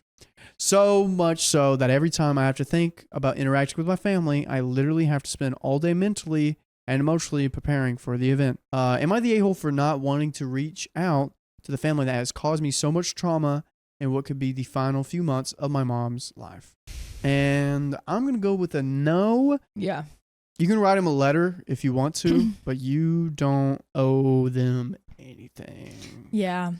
Because, I mean, at this point, you know, it's like, if they're mentally declining, then it's like I don't know how much, like, healing or whatever that you'll, like, get from them. Yeah. You know, and they're not really going to, like, change out of the situation, out of the heck no. conversation. So, it would all just be for you. So I think just, like, do whatever would heal you the most. Yeah, exactly. I agree. Yeah, whatever would heal you the most. Yeah. So, yeah. Let's see that story. That's the end. Let us know what you think. And I'm emotionally distancing myself from my mother because of a video game stranger. I, 21 female and eldest sibling, have always been a mama's girl. Even when I tried to trick myself into thinking I was a daddy's girl with a dad who I didn't personally know and was barely present, I grew up knowing it was a naive and childish way of thinking. But back then, I was actually an open-hearted and energy-giving child who didn't know about all the bullcrap that my father was doing until I was a late teen. By the way, this comes from user puzzleheadedhome4927, and you can submit your stories on the r/OKStorytime subreddit. So, to shorten this, let's just say I don't like my biological father for moralistic reasons and because physically he has made me uncomfortable quite a couple times while living with him. I, like many other people my age, had to move back in with my mom and stepdad after 4 of the absolute worst years of my life. My mother wasn't the best back then, and she has taken responsibility for the traumas that she inflicted upon me, which, to be honest, are still pretty hard to get rid of. I thought that maybe when I moved back after leaving my job and us sharing our grief over our lost loved ones who were gone on the same day, hours apart from each other that year, well, things didn't exactly go as planned. My mom has a habit of doing things for people that she thinks they can't do themselves, like my brother cleaning his room or me with applying to jobs for me without telling me. She also has a habit of rushing things when she's excited. So here is the problem. 2 months before I decided it was time to go home and separate from my girlfriend of 2.5 years due to being in an environment too toxic for my age, my mother introduced me to a girl. Wait, it gets better. A girl she met on Roblox. Okay, I have so many immediate questions. 1, why is she on Roblox? 2, how did she meet this girl? 3, how did she know how old this girl was? 4, how did she get this girl's information from Roblox? So, I am bi, and my only intent was to be friends with the girl at first. Only planning to be friends, but then my mom started shoving in innuendos and telling her some of the things this girl said about me after she showed her pictures of me. I didn't know any of this until a whole year after she showed it to her. I'm going to call this girl Christina after one of my previous toxic exes. Anyway, my mom tells me Christina had just gotten out of a toxic relationship that my mother was mentoring her through. I accepted this and asked for the girl's number so we could contact each other. Mom gives me the number and she's all excited, saying that our names sound alike and if we got married, it could be a cute ship name. Marriage.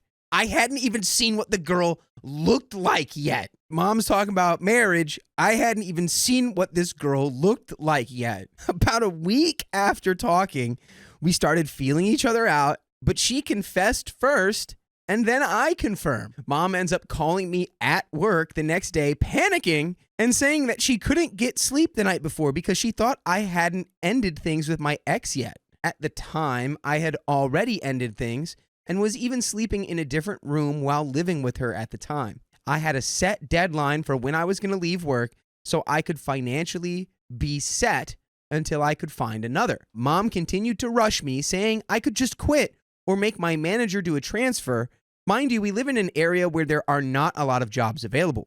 I ended up reassuring her that I could handle everything and that it would be okay. I'm an adult.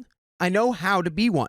Yeah, I'm an adult. I have a girlfriend on Roblox, as clearly I'm a fully grown adult. Yeah. Where else do you get your girlfriends from? Then she said that she felt like introducing us was something she was going to regret. I told her I was willing to show her that she was wrong. Oh, Is this funny. reverse psychology? Yeah. I feel like she's reverse psychologying. The mom was Okay. like, I found you this great person. He was like, stop. Like, this is weird. And she's like, okay, fine. I'll like talk to her. And then she's like, oh, I actually really like her. The mom's like, no, I take it back. To make a long story short, me and Christina ended up dating, but we had a bunch of toxicity due to our depression and grieving. And though I tried to work it out with her, my mom and dad still preferred that we weren't together. I spared my feelings for them and became friends with her.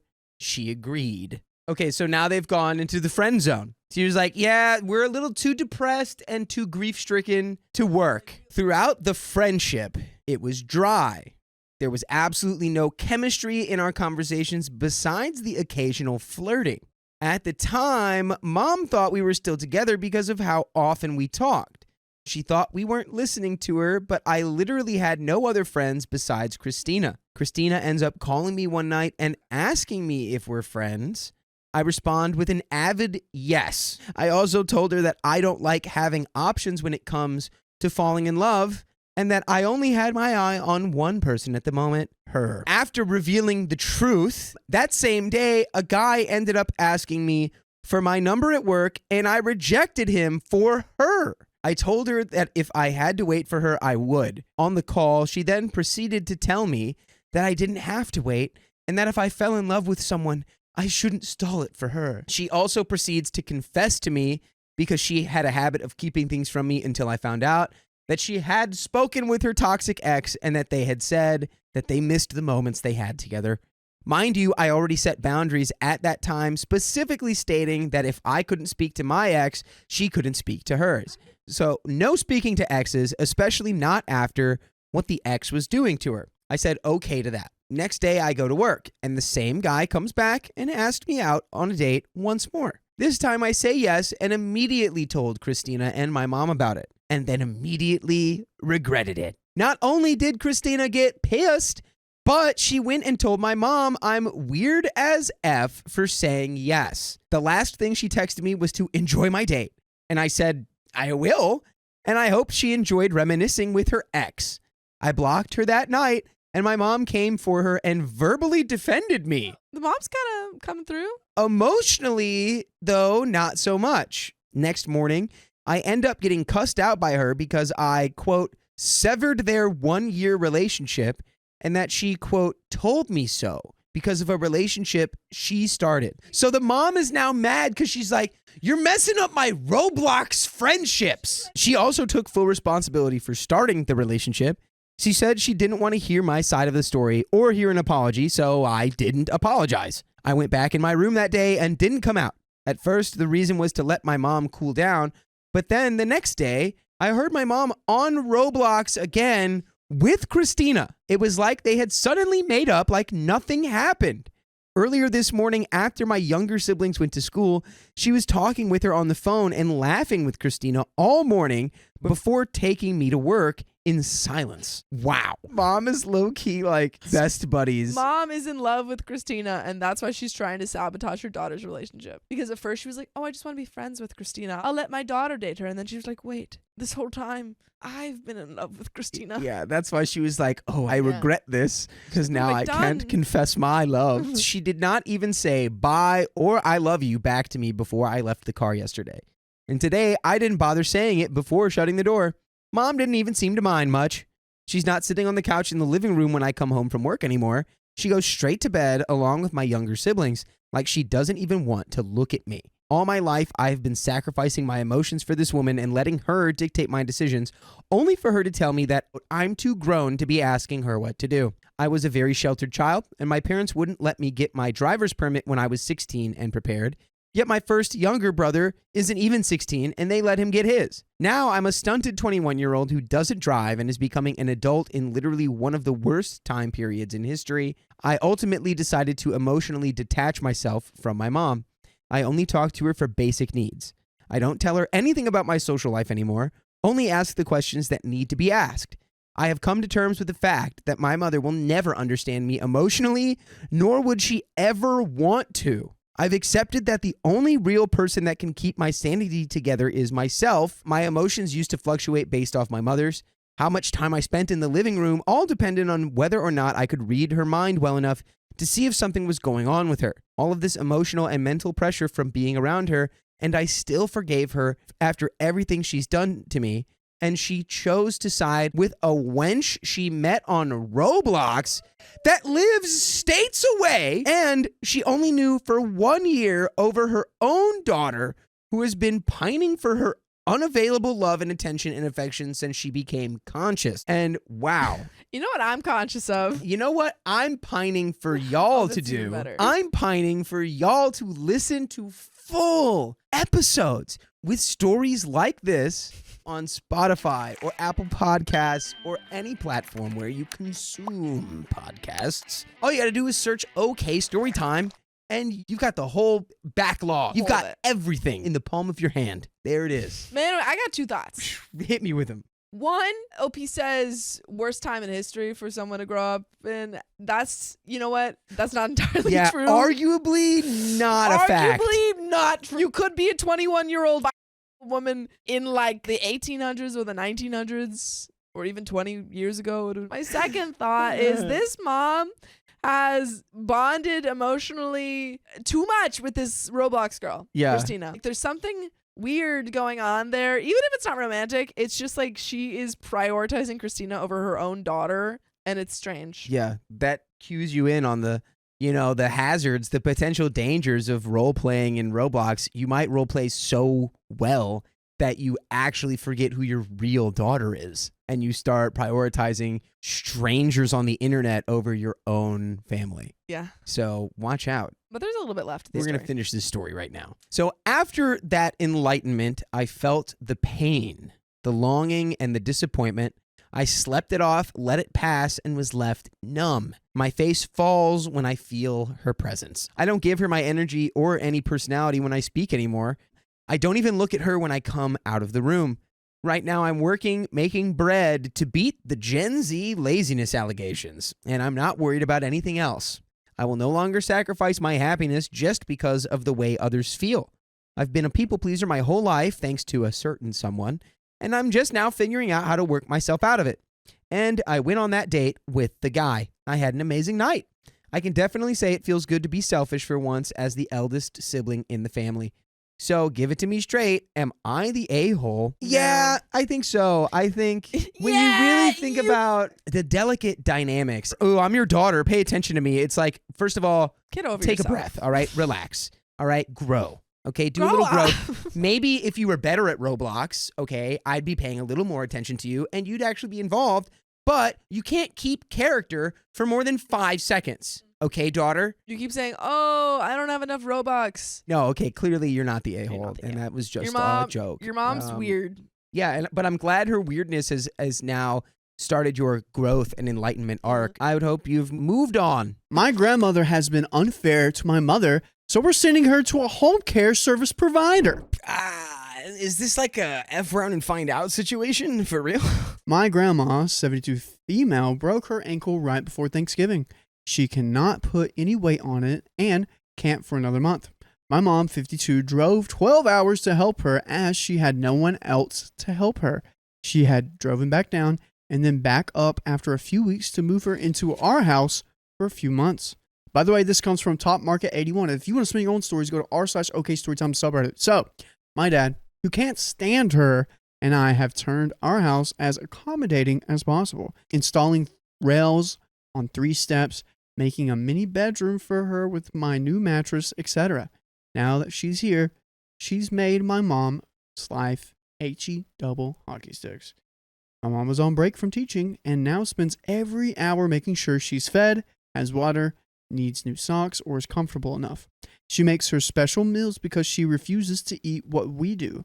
I kind of get that, and I don't want to leave her side. These are all things I would do for my mom if she was in the same place. My Nana in return says the most hurtful things and it just seems ungrateful for what my mom and I do. She speaks about wanting to walk around, but when I say let's try to use your walker more, she makes a fuss about it being the worst thing ever. She asks me to get her a fruit bar because my mom is going to the store. She tells me, at least someone takes care of me. She makes rude comments about my mom, saying, oh, she'll take like 5 hours. I know her. She's my child. And, oh, she's so lazy. I never would be. Tonight, after my dad, boyfriend, and I came home, I saw my mom and Nana talking in hushed voices. I heard a few words, something along the lines, I can't stand it here. I just can't. My mom said, I can take you home, Nana, and we can call a nurse. Oh, then how are you going to help me? I know I didn't hear it all, but my mom ended up looking super upset, trying not to cry in front of Nana. For context, my Nana hold things against my mom that she shouldn't. Stuff she couldn't change that about situations because she was literally effing 10 years old and babies my mom's brother, even though he's a deadbeat posh a-hole that refuses to work a lower job, a professor. And no brother is doing anything to help. My Nana only came down to see my grandma and then made my mom drive him 6 hours home because he had to trade his art. I see how this is hurting my mom, how awful it makes me and my dad feel when we can't change it. I want to tell my grandma it's hurtful to say these things, especially when my mom has lost sleep and holiday time for her. I feel awful, but I wish we had left her up in the nursing home so my mom wasn't dealing with this crap. Dude, I say something, Grandma. Be like, Grandma, you got 2 choices. Be nice to my mom. Streets. This is the short version. I can go into more details if need be. I just need to know if I should speak to my Nana or let this all burn to the ground like it probably will. Any advice? Got some comments here. Comment 1. Ugh, I'm so sorry this is happening. How much longer is she there for? I'm petty and slightly vicious, so keep that in mind with what I'm about to say. All right. We're keeping it in mind. Firstly, talk to your mom. Let her know how you see her and how her mom treats her, and that you're so grateful she doesn't treat you the same way because no one deserves that from anyone. Ask her how you can help and tell her you will support her and be there for her. Secondly, match your Nana's energy. When she makes a comment about your mom being lazy or not doing things right, make eye contact and ask her to explain why she feels that way. And don't back down. Make her say it. When she says mean things about your mom, say, what a strange thing to say out loud about the person taking care of you for free, and then walk away. If she says, I will never speak to my elders like that, ask her why it's okay for her to talk to her child like that the way she does. Then, yes, throw it back at her. Sweet as you can be with a sting of truth. Worked with my mom when she was being a butthole, and now we have a much better relationship. I hope she goes home soon and your mom can get back to her life. That could work if she genuinely doesn't know how foul she is behaving. Yeah. That might actually make her go, oh, wait, what are my values? Like, what am I doing? Update. Hey, y'all. Thank you for so many reasons. I never expected that many responses. One question I got is why my Nana isn't back in the nursing home we took her to. Sadly, the nursing home was awful. Dietary restrictions, not accommodating, that sort of stuff. We already planned on bringing her back here, but things have changed since then. My Nana has come. Her insurance is only available in her state, and no one in our state will take it. If we knew that, we wouldn't have taken her in. My mom now is planning on taking her back and getting nurses and therapy in home. I spoke to my mother about how this makes me feel, how much I see this hurting her, and she said she doesn't care anymore. She's gotten over it many years ago. My Nana was a cruel and mean person and still is. She told my mom her dad wasn't her real dad, which isn't true, at 7. What? She has had to raise herself before going into foster care for a bit before going to her dad's. I have seen this happen before, personally, where someone's parents just kind of like, and then they go into a foster care system. Yeah. And then years later, the parents then decide, oh, actually, I'll take you in now. They're like, yeah, now that the raising is done, I don't know. Now that you're more fully cooked, I'll bring you in. She saw how her parents should really be from then, and I'm thankful. My mom is nothing close to my Nana. She says in her nature she can't drop her. She's become so numb to the insults that it doesn't matter to her. She's just tired of the complaints after hearing them all day. I asked her if Nana realizes she does this, and she said no. It just happens, and if you ask her, she would probably be appalled at you even ask that. My Nana is French, by the way, if that makes sense to anyone. I don't particularly have any frame of reference for that. Yep. But I'm going to apply a French accent to everything she says now. Nice. Now I have to let this go and maybe give snarky remarks every now and then. There's some good ones in there. Thank you all for the support and the advice. It's been wonderful. Update. She's going back to talk. Her insurance is only local and will take too long to transfer over to get her any help. We're all tired of it anyways. And man, I hope she can get care fast so we can stop dealing with her. My mom is taking her back this weekend and setting up state care on weekdays and private care on weekends. Once it's set up, she's gone and not going back. Some God must have pitied our family or something. This nightmare might be over sooner rather than later. Today, I'm the only caretaker in the house. My Nana refuses to let my dad take care of her. Lucky man. I came down to hang out with her, per my mom's request. I asked her if she needed to use the bathroom. I'd live in the bathroom if I could. I'm so tired of having to get up to get there. That's not normal, Nana. You should stay here. She proceeded to be and complain about how this is not normal. It's not normal to walk around the whole house, how her hopping isn't normal. I told her. She said she wanted to live in the bathroom. She called me a liar. I said, okay, let's drop it. 3 minutes of silence later, she started again. I told her to drop it. It's fine. Another 5 minutes, and she starts it up again. I tell her I've dropped it, and I'm done with the conversation. I tell her I'm going upstairs, and she bees at me one more time. Jeez Louise. And by the way, we will never be at you unless you go to your favorite podcast platform. Search up OK Freaking Storytime. Just OK Storytime wise. And boom, right there, we got stories as crazy as these grandmas. Check it out. Now, I'm not even mad. I just don't want to deal with it. I'm so tired of this. I can't imagine what my mom feels. I still have to deal with her until 6. But yes, she's going back. And no, she has no mental issues. Her memory is perfectly fine. Better than mine. She's just mean and nasty. And I comment, wow, I feel bad for the people who are going to be taking care of her, but I'm sure they're used to itchy old women. Yes, itchy, scratchy ladies. Guys, that's the end of that story. My mother won't stop nagging me to have children, so I hung up on her. Has she tried putting a ad in the newspaper for you? Oh, it might work. So my husband and I have been married for around 6 years. We currently have no children because we feel like right now is not the right time. My parents are very eager for grandchildren to the point where they ask me, when are we going to have kids every few months? By the way, this comes from certain ear 3650. And if you want to submit your own stories, go to r/OK Storytime subreddit. So over the years, I've explained to them that we will have kids when we feel like it's right for us. But they aren't satisfied with this answer. My mother especially asks very personal questions about our spicy sleep life, which I don't answer other than saying we use birth control. She just wants to know if you're doing it raw. My mother and I got into an argument over a month ago. Once again, the question of kids came back up, and I said the decision for us to have kids was between my husband and I. She continued to push, saying that maybe I should seek medical help. Eventually, fed up with this conversation, I said that we either change the topic or we hang up. First, she said that she was just trying to help. That I was already 30 and only had a few more years of peak fertility and reduced risk for miscarriage. That having kids at a young age would mean me being able to keep up with them, which I do agree with.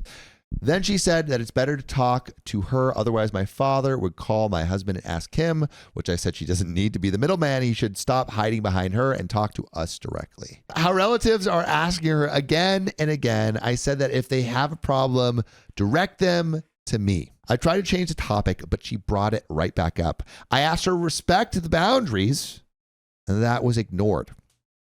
After more back and forth, I said that since we have nothing else to talk about, I think we should hang up. My mother got angry and said that she is my mother. I couldn't hang up on her. I kept on repeating that we should change the topic, but she wouldn't hear any of it. Finally, I said that I'm hanging up and told her goodbye 3 times as a warning, hoping she would understand that I was serious. I hung up. Click. I made sure this entire interaction to speak in a calm voice, even though I wanted to yell. I am a adult and I expect to be treated as one. Maybe I could have handled the argument better. Was it wrong to hang up on her? I don't know how I could have ended the conversation any other way. I need her to understand that I'm an adult, and while I appreciate her worry, this is not a conversation I want to have with her anymore. She's not responding to calls. I should probably leave her a text. Any advice? Was there something else I should do? There's another update. What? Coming up. What? But question, Angie, Yes. April, James, Ishan, do you think OP is an a-hole for hanging up on their mother after the mother insisted that she have grandbabies right now, whether it be by doing it raw, artificial insemination, surrogacy, or goats? Get quick answers. Yes or no. I say no. No. No. No. No. Yeah. I Final think consensus. mama push. She overstepped. Absolutely. 10 Especially- toes and I mean, OP also warned the mom too. being like, exactly. I'm gonna hang up on you I'm if you gonna keep hang up doing on you. this. That seems pretty fair That's to me. what's up. I think Mama's been seeing her friends post their grandchildren on Facebook too much, and now she's like, Yeah. feeling some type of way. But yeah, I don't know. We do have an update. Brush this under the rug and move on with my life, but I don't think she feels the same. Yesterday, we had a big religious holiday, think Christmas level. I debated whether I should call my mom after the way she had been treating me, but felt it would be rude and not help the situation to not at least wish her a happy holiday. I call her. She picks up, says hello, and before I even have a chance to say hello back, she's talking to someone else in the background. I figured that she was in the middle of the conversation, so I waited. After 30 seconds, she switches to video chat. Here I'm thinking she wants to see me and we can reconcile. She has the camera pointed away from her, showing my little cousins having fun with their new toys and talking to my uncle and aunt. She doesn't talk to me or let anyone know that I'm on the phone, and after 3 minutes, she hangs up. This is very ominous. I'm not sure what to do with this. Nothing is going to get fixed if we don't talk. Heck, if she wants me to apologize, which I will not, I can't do so without talking to her. I don't feel angry. I feel hurt. She disrespected my clearly stated boundaries, and now I feel like she is punishing me for standing up for myself. If she calls me in the future, I don't think I will answer the call. I want to text her right now, calling her a petty B for not letting things go, at least for the holiday, but I feel like that would show her how hurt and frustrated I am at her actions. I will continue to talk to my dad and my siblings who still live at home, but there will be no calls to her and no forgiveness. I will not forget this, and I expect a full apology from her for her actions. I'm going full no contact with her, and in June, when another big holiday comes up, I will not be talking to her. There is a mini update. John, you've been dancing a lot. I'm going to give you a live demonstration and you're going to see it too. Show me those hips. Oh, damn. That is a good move. But you know what is also an amazing move? What is that, Sam? Becoming an OK Storytime member. Yeah, that's freaking right. We have 60 plus hours of exclusive live streams on Monday, Wednesdays, and Fridays. It's only $5 a month, so go to the link in our description, youtube.com/OKOP show/join. Well, let's get back to the story. See this post getting more traction, so I thought I'd give a mini update. It's been around 5 months since our fight, and my mother and I still have not talked. She hasn't called me back, and I no longer reach out. I actually feel relieved by this since I didn't realize how much I dreaded talking to my mom. Is she going to ask? Do I have the energy to fight her today? I'm just going to enjoy the peace, and if she does decide to call, I'm not looking for an apology. I'm just going to see if I want to end my new peaceful existence at the moment. My father's keeping his distance, and I don't blame him. He still talks to me if I call, but not for long. I don't have a close relationship with him and don't talk to him often, so it's not that great of a loss. I made a concerted effort not to involve my siblings in this. My sister's in school and should focus on her studies, and my brother is young. We talk often, but I told them to not get involved. There is another update. This is an update. In summary, my mother and I got into an argument about me not having children after 6 years of marriage. After some back and forth, I hung up on her. She is angry that I don't listen to her, and I dared to cut her off by hanging up. I called her several times after And she ignored me. I have left her alone until now. She sent me an extremely long email telling me how disrespectful I was and that I better change my ways. While reading this email, I thought I was going to cry. Aww. I had to read it in pieces because it upset me so much. I shared it with my sister and she did cry. Apparently, she's become more religious in the last few months and it really shows in this email. Here's my equally as long draft email response. My husband is telling me not to respond. Honestly, that's usually the best way. Abraham Lincoln would send letters, or he would write letters and then not send them because writing letters half of the emotional release, or maybe like 75%. So I shouldn't ignore hers. Like treat others the way you want to be treated and so on. Do I want to make up? No, but saying the door is open makes me out to be the better person. I want to write about all the hurt she has inflicted on me, but that would have been a 15-page essay. I want to talk about how she talks to my cousins, aunts, uncles, and in-laws about me being childless in the attempt that will talk to me about it. Since I won't listen to her, maybe I'll listen to others. I know for a fact she's currently trying to manipulate my grandfather, but my grandpa is holding her off, not wanting to be involved in her BS. I want to talk about how the first contact I had from her in months was this evil email where she told me that because I'm disrespectful in her eyes, I'm going to hell. That's whack. This isn't a letter to reconcile or even an, oh, I miss you, let's not fight, can we please move on, I love you, but a throw gasoline and burn it until not even ashes remain kind of email. How she thinks this email will solve anything or make me change my mind is beyond me. So mama sent an email that's like, I don't know, unspeakable, basically. I can't imagine what she's trying to achieve other than getting me to respond. Maybe I shouldn't respond. Maybe she's so mad that I haven't crawled back to her that she's attempting to provoke a response. Should I send this email? I'm going to visit my hometown soon after 2 years, and I will not be visiting her house. It's sad that I won't be able to see my siblings, but they understand.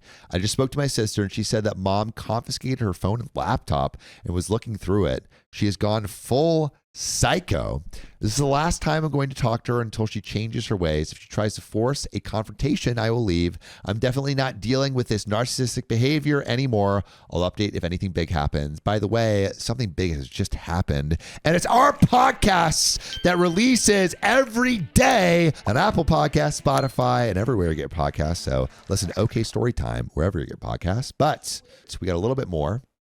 I kind of knew I shouldn't send the email, but I really need to get my thoughts out there. My parents don't do emotions. I vividly remember at 8 years old being upset by something and crying in front of them, and they ignored me, continuing to watch TV. I learned early on that crying doesn't work. It wasn't until after I wrote the email and was writing this post that I thought, what is she hoping to accomplish? That I realized all she wanted was a reaction. So mama isn't actually trying to solve anything. She just wants you to be mad. Of course. Of course not. Thank you for all the people that mentioned the gray box method. What's that? I had never heard of it, but I had been following it my entire life. It recommended short one-word answers, non-committal.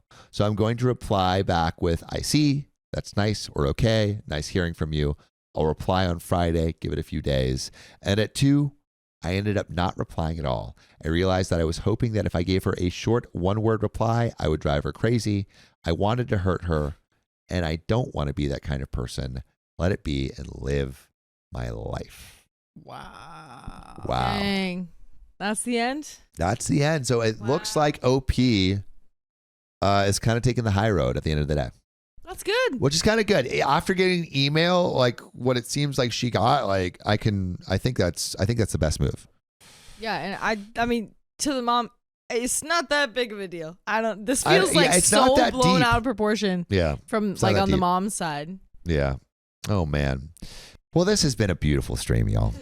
I've missed you. And it's always great to be here. So I'm cutting off my dad for his terrible behavior, but I don't know if I should cut my half-sister off too. Cut her off. Quite a bit of context is needed for this one, so please bear with me as I write this. This is something I have been struggling to come to terms with and fully understand. By the way, this comes from Throwaway Tiny Pizza on the r/OK Storytime subreddit. So, when I was 3, my parents got split up, divorced. The arrangement was that my dad got us every other weekend, at least to start. When I was 8, my father moved to a different state to follow a potential job opportunity. The arrangement changed. Thus, my second eldest brother and I, had to spend many summers with him. His job at the time was a semi-truck driver, and because he didn't live in kid-friendly places, he took us with him during these trips. Those were some of the worst days of my life. Being in such a cramped space with my dad and brother. No real space to myself as my brother and I shared a bed. I was sitting up front for most of the time because I love watching the scenery go by and because I was still trying to foster a relationship with my father. Yet those summers started wearing down on us. I started resenting going. My dad never made any real effort to contact us outside of holidays and birthdays. He never really had a stable place to live, and providing for us was difficult. I remember plenty of nights being the picky child I was, where I would sit at the table as he yelled at me. He had real bad anger issues. To this day, I get severely anxious whenever there is yelling, especially those with deeper voices. In the summer, I was 14. Things started to change. I had started color guard for freshman year of high school, so the latter half of summer was going to be the band camp. I had to spend the first half of the summer with my father, and then the second half I would be home to do the camp. That was the summer my family dog, who was born days after I was, passed away. I had been hundreds of miles away and didn't even get to say goodbye. Losing her really impacted me and changed a lot for me. It made me fearful to go be with my father because of what I'd lose another one of my pets. Aww. The past 3 summers before, we had a dog run away while I was with him. I was losing a pet I loved and adored staying with him, and for a young teenager, that changes a lot of how they view things. Fast forward 2 years. My dad met a woman at his work at the time. Her dad owned the company he worked for. She was nice. I really didn't care either way that he was dating again. My mom was dating and remarrying a lot throughout my childhood and adolescence. I was happy for him that he found someone, and he seemed pretty happy too. Yay. That's really all anyone wants for those they love and care about, to be happy. But then my 16th birthday rolls around. My dad and his girlfriend traveled down to see me, and I was excited. He hadn't been able to make it to my birthday the last few years. He dropped off a card, and I got one of those bear hugs I used to adore so much. Then, as quickly as they arrived, they left, only for my father to call me within minutes. He had a surprise. His girlfriend was pregnant. My whole body went stiff, and my heart felt like it stopped. My special day, meant about me, was suddenly ruined by this news. He had waited to tell me because he didn't want to make my mom upset, but I wasn't having it. In tears, I went to my mom and told her. She went off on him, getting angry that he would do something like this. He could have told me any other day. Why did it have to be on my birthday? I didn't talk to my dad for a good while after that. When my half-sister was born, I really didn't care. I was already pulling away from my father, feeling bitter and resentful. I was angry at him. I felt betrayed in a way. Of course, I was young, hormonal teen who was undiagnosed with a few mental health issues. But I was so upset. Even if you didn't have health issues, you still have the right to be upset. Yeah. Yeah. Get angry. Yeah. It's cute. The few holidays we saw each other after she was born was awkward. I'm not good with kids, and I really don't like them. I can be kind and friendly to them, just smiling and nodding and hoping for the interaction to end quickly. My dad was so insistent that I hold her, and it was just uncomfortable all around. The real breaking point was when I was 17. My dad had managed to convince my brother and I to come visit and be with his new little family. I really wanted things to work with him because he was my dad, and a part of me will always love him despite what he has done. We were even there a full 2 weeks before my mother had to come and get my brother and I. Oh my gosh, dude. Oh, my dad and his girlfriend made us impromptu babysitters. No. He said, yo, I'll just get my kid to watch my new kid so then my kids can do that. Kid hack. Have a kid to watch your other kid. My dad didn't want us down there to bond to be a family. He wanted free childcare and assumed because we are blood, my brother and I were the ones who had to do it.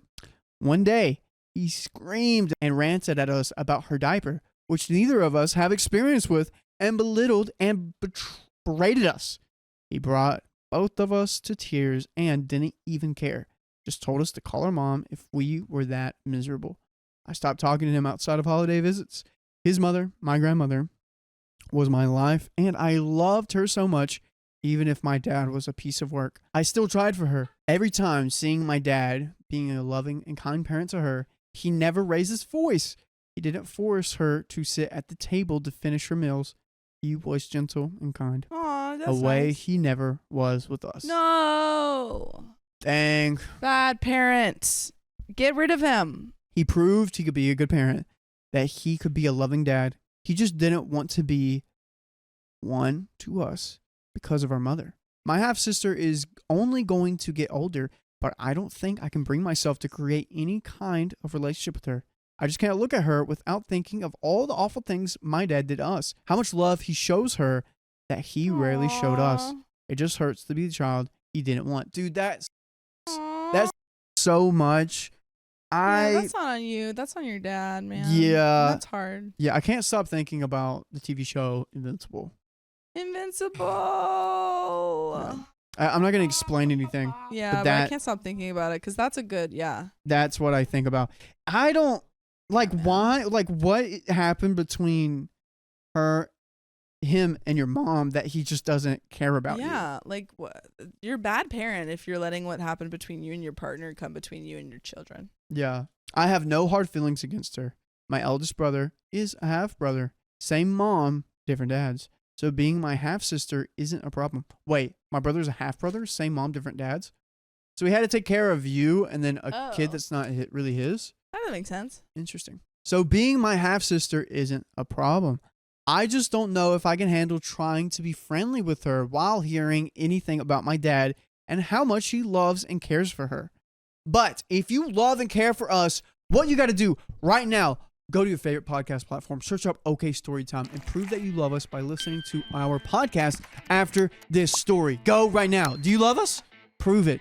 I will see who views the podcast. I look every day. Are we going no contact with the half sister that doesn't know how to speak?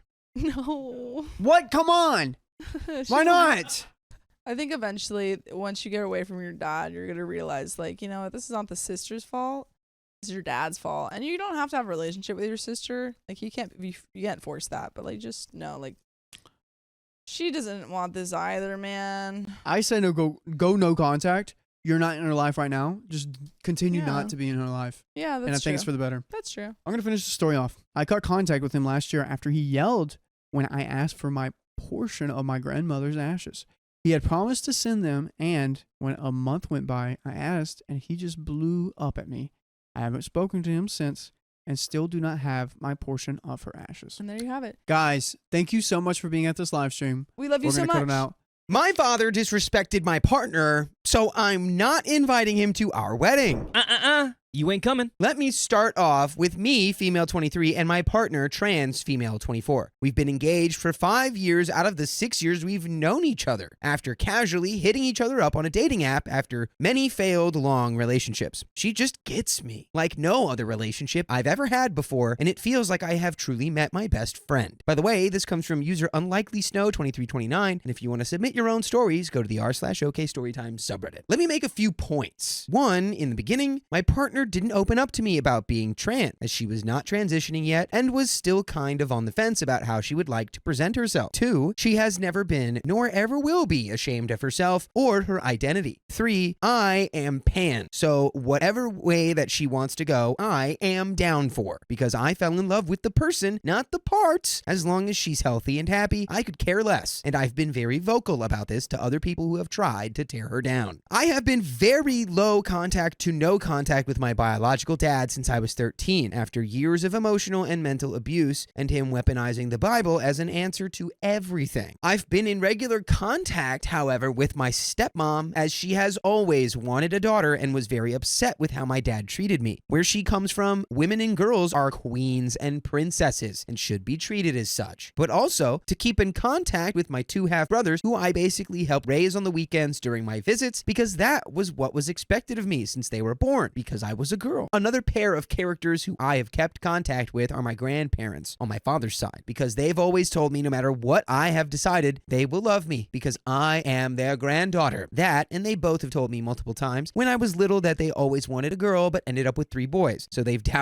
doted on me as if I was just a daughter, not a granddaughter, since I was born. Well, my grandparents, called me up asking if I would like to join them for Christmas Eve dinner. Because my grandpa's not doing so well health-wise, the doctors have told him that he doesn't have much longer to live, and that it's a matter of when, not if, he has another stroke, that he will most likely not survive. Wow. Oof, that's a crazy news to have from your doctor. That's sometimes the reality. At least they tell you, honestly. I think that's a great way to approach it, though. You're like, hey, come over for Christmas dinner, because I might not be making it to the next one. This is the last one. It should come on over. So, of course, I said yes, except I did express I wasn't sure how I was going to get there because they live on their own property, they're farmers, and live in the middle of nowhere out in the sticks. Due to my own medical issues, I'm not able to get a license, and due to my financial state not being that great right now, I can't even afford a car, let alone the insurance, so public transportation has been my best friend. My grandmother said as long as she has her keys to her car, she's more than willing and able to come pick me up and drop me off afterwards. Now it's Christmas Eve morning. I wake up to a number I don't recognize calling me. However, I thought for some reason it could be my new doctor or maybe my insurance trying to call me back. I've been battling trying to get in to see a new primary that was in my area that would be covered by my insurance. Also, please forgive me, I had not yet had my coffee, so my brain wasn't fully aware that it was Christmas Eve and no random number from the doctor's office would be calling me that morning.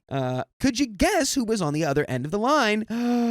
Yep, that's right. It was my bio dad. Dun, dun, Yeah, play the surprised music. He doesn't even say hello. He just gets straight to the point that my grandmother had some sort of emergency at church when she attended this morning. So he would be the one picking me up with my stepmom in tow to bring me to my grandparents' place for Christmas Eve dinner. He said he was almost to my house and please be outside and ready to go as he wants to get to my grandparents' place, and then hung up on me. Now, I'm thinking, was this a setup? Was this a become trapped in the car with your father so you can reconcile type setup? Yeah, especially for your grandfather who doesn't have much time left. There's nothing worse than a captive conversation. Bro, when it's pulled right from under your feet. Now, I know this is where I should have called him back and told him to get lost, or that I'd find another way to get to my grandparents' place without him having to come pick me up. However, I hesitantly got in his car with my stepmom because I really wanted to see my grandparents, and I wasn't really fully awake. Then 10 minutes go by. It was pleasant, conversational, mainly between my stepmom and I. How things are going with the wedding planning. How are you liking your apartment, etc., etc. And then the topic I was really hoping we wouldn't bring up, my partner. And where was she now? My stepmom was calling her by her preferred pronouns and her preferred name, asking how she had been, to which my bio dad stops stepmom right in her tracks and starts berating me about how he has a problem with the fact I'm dating someone who thinks that his God is wrong and that it's disgusting and that I'm clearly mentally ill if I believe that I could have a happy life with my partner being the way that she is. He then went on to dead name my partner and used the wrong pronouns, telling me that that's the way my partner should live her life and that I should forcing her to go back to her dead name, and the wrong pronouns if I wanted to live a quote-unquote real life. Let's just say I blew up, tears streaming down my face with anger and sadness, and I was about ready to jump out of the car on the highway going 75 miles an hour. My stepmom tried to come to my aid and tell him to shut the F up and that it was Christmas and to please stop making me upset. She didn't want to see me cry or hear me upset, and that today was supposed to be a happy day. Yeah, honestly, if stepmom... W stepmom. How do you stay with this man? Yeah, W step... No, I mean, half W. Oh, V stepmom. By the time we got to my grandparents' place, he started telling me that he could never support my mental illness and the way that my partner is trying to present herself is immoral and that it's not a real wedding if that is the road that we're willing to go to, which I told him I didn't want him in my wedding to begin with. And that, yes, my partner is going to be at our wedding in an effing wedding dress, and there was nothing he could do to stop her or me from going through with the marriage. If he was so unhappy with the fact that I'm gay, he could just not attend, and I would not send him an invitation. Very easy. Yes.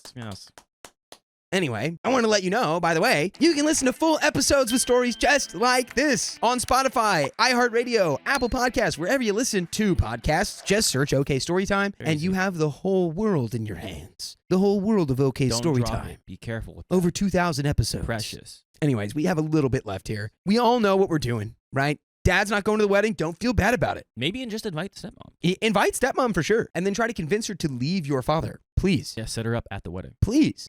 I don't understand how someone could stay with a partner that is actively like bigoting their own child. I don't see how you don't leave. Apparently, my family members overheard all of what he was saying to me in my grandparents' driveway. Most of them agreed with me that it was disgusting, the things that he was saying, while others were telling me that it would be an a-hole move if I decided to not have my father in my wedding and that they would not attend. You know what you say to that? Bye-bye. Okay, bye-bye. My grandma and grandpa told me that they will come no matter what if they're still alive by then. So would I be the a-hole if I chose not to invite him and the family members who are agreeing with him to my wedding?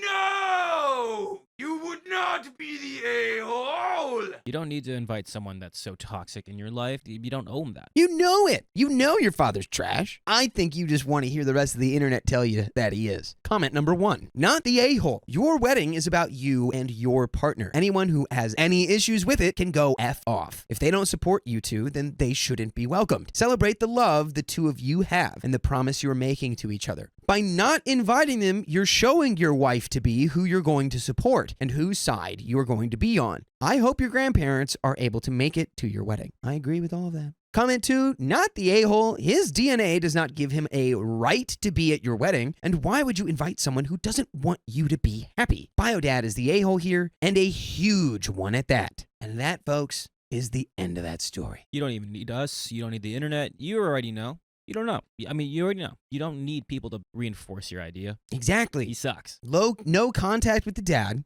Low contact with anybody who agreed with him, at the very least, or no contact. It's like, because I'm not married, I've never been married, but I do understand that, like, when you get married to somebody, it's kind of a huge commitment. You've now started your own family. So your allegiance now kind of has to lie with that person above practically anyone else. And I don't think any of your bigoted family members deserve your commitment and loyalty above your partner. My family ignored and excluded me because of my diagnosis. Now they're reaching out. Too little, too late. Looks like the stinky crawlers are crawling back. I was recently diagnosed with autism earlier this year at 32 years old. Prior to my diagnosis, I had always felt that there was something off about me, but as a high-masking woman, I always assumed it was just a personality deficit. Some of my symptoms include noise sensitivity. By the way, this comes from Dem Legs Do. And if you want to submit your own stories, go to r/OK Storytime subreddit. So, over the last few years, my ability to mask had decreased, and it became harder and harder to function appropriately in my immigrant household. Due to some administrative issues with my medical school, I had to move home for a year before returning for clinical rotations. During this time, I was increasingly stressed and focused on completing my research assignments and working my part-time job. In order to cope, I used to wear my AirPods around the house, to which my parents would call me blatantly rude. I would sequester myself to my room and try to avoid upsetting them in one way or another, but this became an issue as well, stating I was in my own world and that I'm not actively participating with my family. My mother even asked, "What do you even contribute to this family?" When they would yell at me and call me stupid, I would shut down. Well, Yeah, they said that certainly sounds like a fun time. Yeah. Why wouldn't you want to do more of that? Yeah, no, I don't think this is a healthy environment. When they asked me to explain my behavior, I would get nervous and have issues verbally communicating. I would take too long to speak, and they would just yell at me or make fun of me for the 30-second pauses I would take before responding. During one conversation, my father would call me a dangerous person because I was getting confused with the issue at hand and brought up an issue I thought was relevant. During one of my shutdowns, I failed my board exam the same day my dog got attacked and was in the hospital. I had a really hard time functioning. My mom kept asking me about the exam and why I couldn't get it together, as well as an upcoming test date, and I told her I didn't want to talk about it, so my family collectively decided to ignore me for 3 days. Tonight my is the God. first night. Oh my God. Hey, you guys might be the reason OP's so stressed Yeah, out. Jesus. You guys suck. What's wrong with you? My dad said if it were up to him, they would have ignored me for a whole week. At the beginning of the summer, my mom had gotten a knee replacement. During this time, I was studying for my STEP exam, med school exam. So I was always wearing my AirPods, listening to study material. In between question blocks, I would come see if my mom needed anything. My parents wouldn't coordinate with me when I was needed to take her to PT. I was just told that I should have known and been okay with dropping everything to take her wherever and whenever she needed to go somewhere. Mind you, my exam was within a week. When I told my mom I needed to study and didn't have time to go grocery shopping, stay out for a long lunch, and stay for the full PT, I was told I didn't respect her or care for her. She and my dad told me I was a poor excuse for a daughter. Oh my God, your parents suck. My parents said I was a bad sister because even though I drove 3 one-way hours after work at 4 a.m. to her graduation, prepped and decorated for her grad party, I should have had a speech prepared. I couldn't do it. I was surrounded by a bunch of people and I was grossly overstimulated. I wanted to be supportive and I thought by planning and organizing her party that would have been enough. Yes, it should have been. Yeah. But it wasn't. At the end of the summer, my family collectively decided that I was a crappy person who deserved to be alone. Luckily, by that time, I had moved out of state to start my clinical rotations. I was away from home for 3 months. During that time, I had spoken to them a few times, but I got overwhelmed with school and keeping up with the responsibilities of living back on my own. No one called me. I had to call them. During winter break, I came back to my hometown, but stayed with my boyfriend so I could study for my shelf exam. The day after my exam, my boyfriend proposed. Whoa, congrats, that's lovely. And I called and texted my family to tell them the news. They were excited in the extended family group chat, but didn't answer any of my calls. Christmas Eve, I texted to see when they would be home so we could hang out. They said, sorry, they're busy. Christmas, busy. Then day after Christmas, I texted my mom to see when I could bring their presents over, and she agreed to meet me. I'm confused what you're busy doing Christmas on Yeah. Christmas. What do you mean? The thing that You're OP busy? is trying to be involved with you. I don't get with. that. She said the entire extended family, aunts, uncles, cousins, were all celebrating the holidays at our new vacation house in Mexico, 20-minute drive away. She said that if I had been a better communicator, maybe I would have been invited, but I wasn't. She quite literally asked you, hey, what are we doing? And you said, no, we're busy. So you actually excluded OP purposefully, and now you want to make it seem like what? That's OP's that fault? It's OP's fault that they didn't go? Come on. The family's being real Tom Petty right now. Now, this is the moment when I would say, hey, this is where we learn how to let things roll off our back, right? Clearly your family is wants nothing to do with you and it's not your fault. So you just move on with your life and let these people come crawling back to you, right? Yeah, you do and not then you need say, to. you gross. No, thanks. Stay on the ground. I wasn't invited to my family's holiday celebration because I didn't specifically ask what the family was doing for Christmas to New Year's. I didn't celebrate my engagement with anyone in my family. I cried the whole week. Oh, I have always felt different. I never knew what to say or do. I never knew how to behave or withstand my sensitivities. I have a hard time communicating verbally or even defending myself. After all of this, I sought out a diagnosis, and to no surprise of my own, I do in fact have autism. But now that I have this realization, what do I do? How can I fix myself? No. I haven't spoken to anyone in my family except my mom twice since then. How can I explain to them that I didn't do any of that to be mean to them? I don't want to use autism as an excuse, but as context to my actions. How, with this context, do I get them to love / like me again? I don't even want to plan a wedding because I feel like an orphan. It's been 6 months since they have spoken to me, but yesterday I received a text message letting me know that they would be in my city due to a long layover and that they, I'm assuming just my mom, wanted to come see me. I'm not sure if I can handle seeing them. I don't particularly want them in my home. I don't want to have them in my safe space. If I say no, is that them giving themselves ammo? I don't know what they want or why they decided to contact me. I don't even know what to say if I do agree to see them. I'm so angry, so confused, and so hurt. I have so many important things coming up, and I don't want to be a shell of myself because I have to deal with family stuff. Should I see them? And there is an update. No, I honestly think that right now you haven't done anything wrong. There is nothing to fix. This is you. This is just who you are, and your family doesn't want to accept or even try and understand you. And I think if you want to have a relationship with them at some point, you could say in response to this request to meet up with you, you could say, hey, you guys have like been very disrespectful and very hurtful and, hurt my feelings many, many times. And I don't want to see you this time. Maybe in the future that will change. But right now you guys have, not earned that. Something along those lines where you communicate to them what they've done, but you also make sure that your emotions and your mental health is okay. But there's an update. Yeah, I would just focus on my relationship with my new husband if I was OP. Yeah. Like, there's nothing you need to salvage there. It's like, I know culturally a lot of times there can be a huge emphasis on family, and that it's like the obligation that cannot be broken no matter what. But it's like these people have given you nothing but like grief for you just being who you are. And you wouldn't be the one sort of throwing that relationship away. It was them. Their actions eroded your relationship with them to a little nub of nothingness. And if you put this dynamic in the context of anything that wasn't family, immediately it would be like, of course you're not gonna. If these were your like friend group, of course you would not be hanging out with these people again. Yeah. Of course you wouldn't give them the time of day.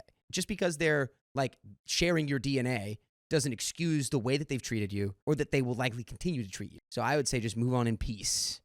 That's my take. Mm-hmm. All fair. But there is an update. So let's see what OP did. John, we're going to get back to the story, Yeah. but you're old. You're as old as me now, pal. I might be as old as you, but I feel like you have oodles more wisdom. I've got some wisdom in this old noggin. You got baby. a piece of wisdom for me right now? Always respect your elders. And I think the other piece of wisdom that I've learned from John is join OK Storytime memberships. Yeah, that's freaking right. We have 60 plus hours of exclusive live streams on Monday, Wednesdays, and Fridays. It's only $5 a month, so go to the link in our description, youtube.com/OKOP show/join. Get it now while I'm still alive. Now back to the story. I first want to say thank you to everyone who commented and DM'd me with advice and support. I definitely carried your support with me into the meeting.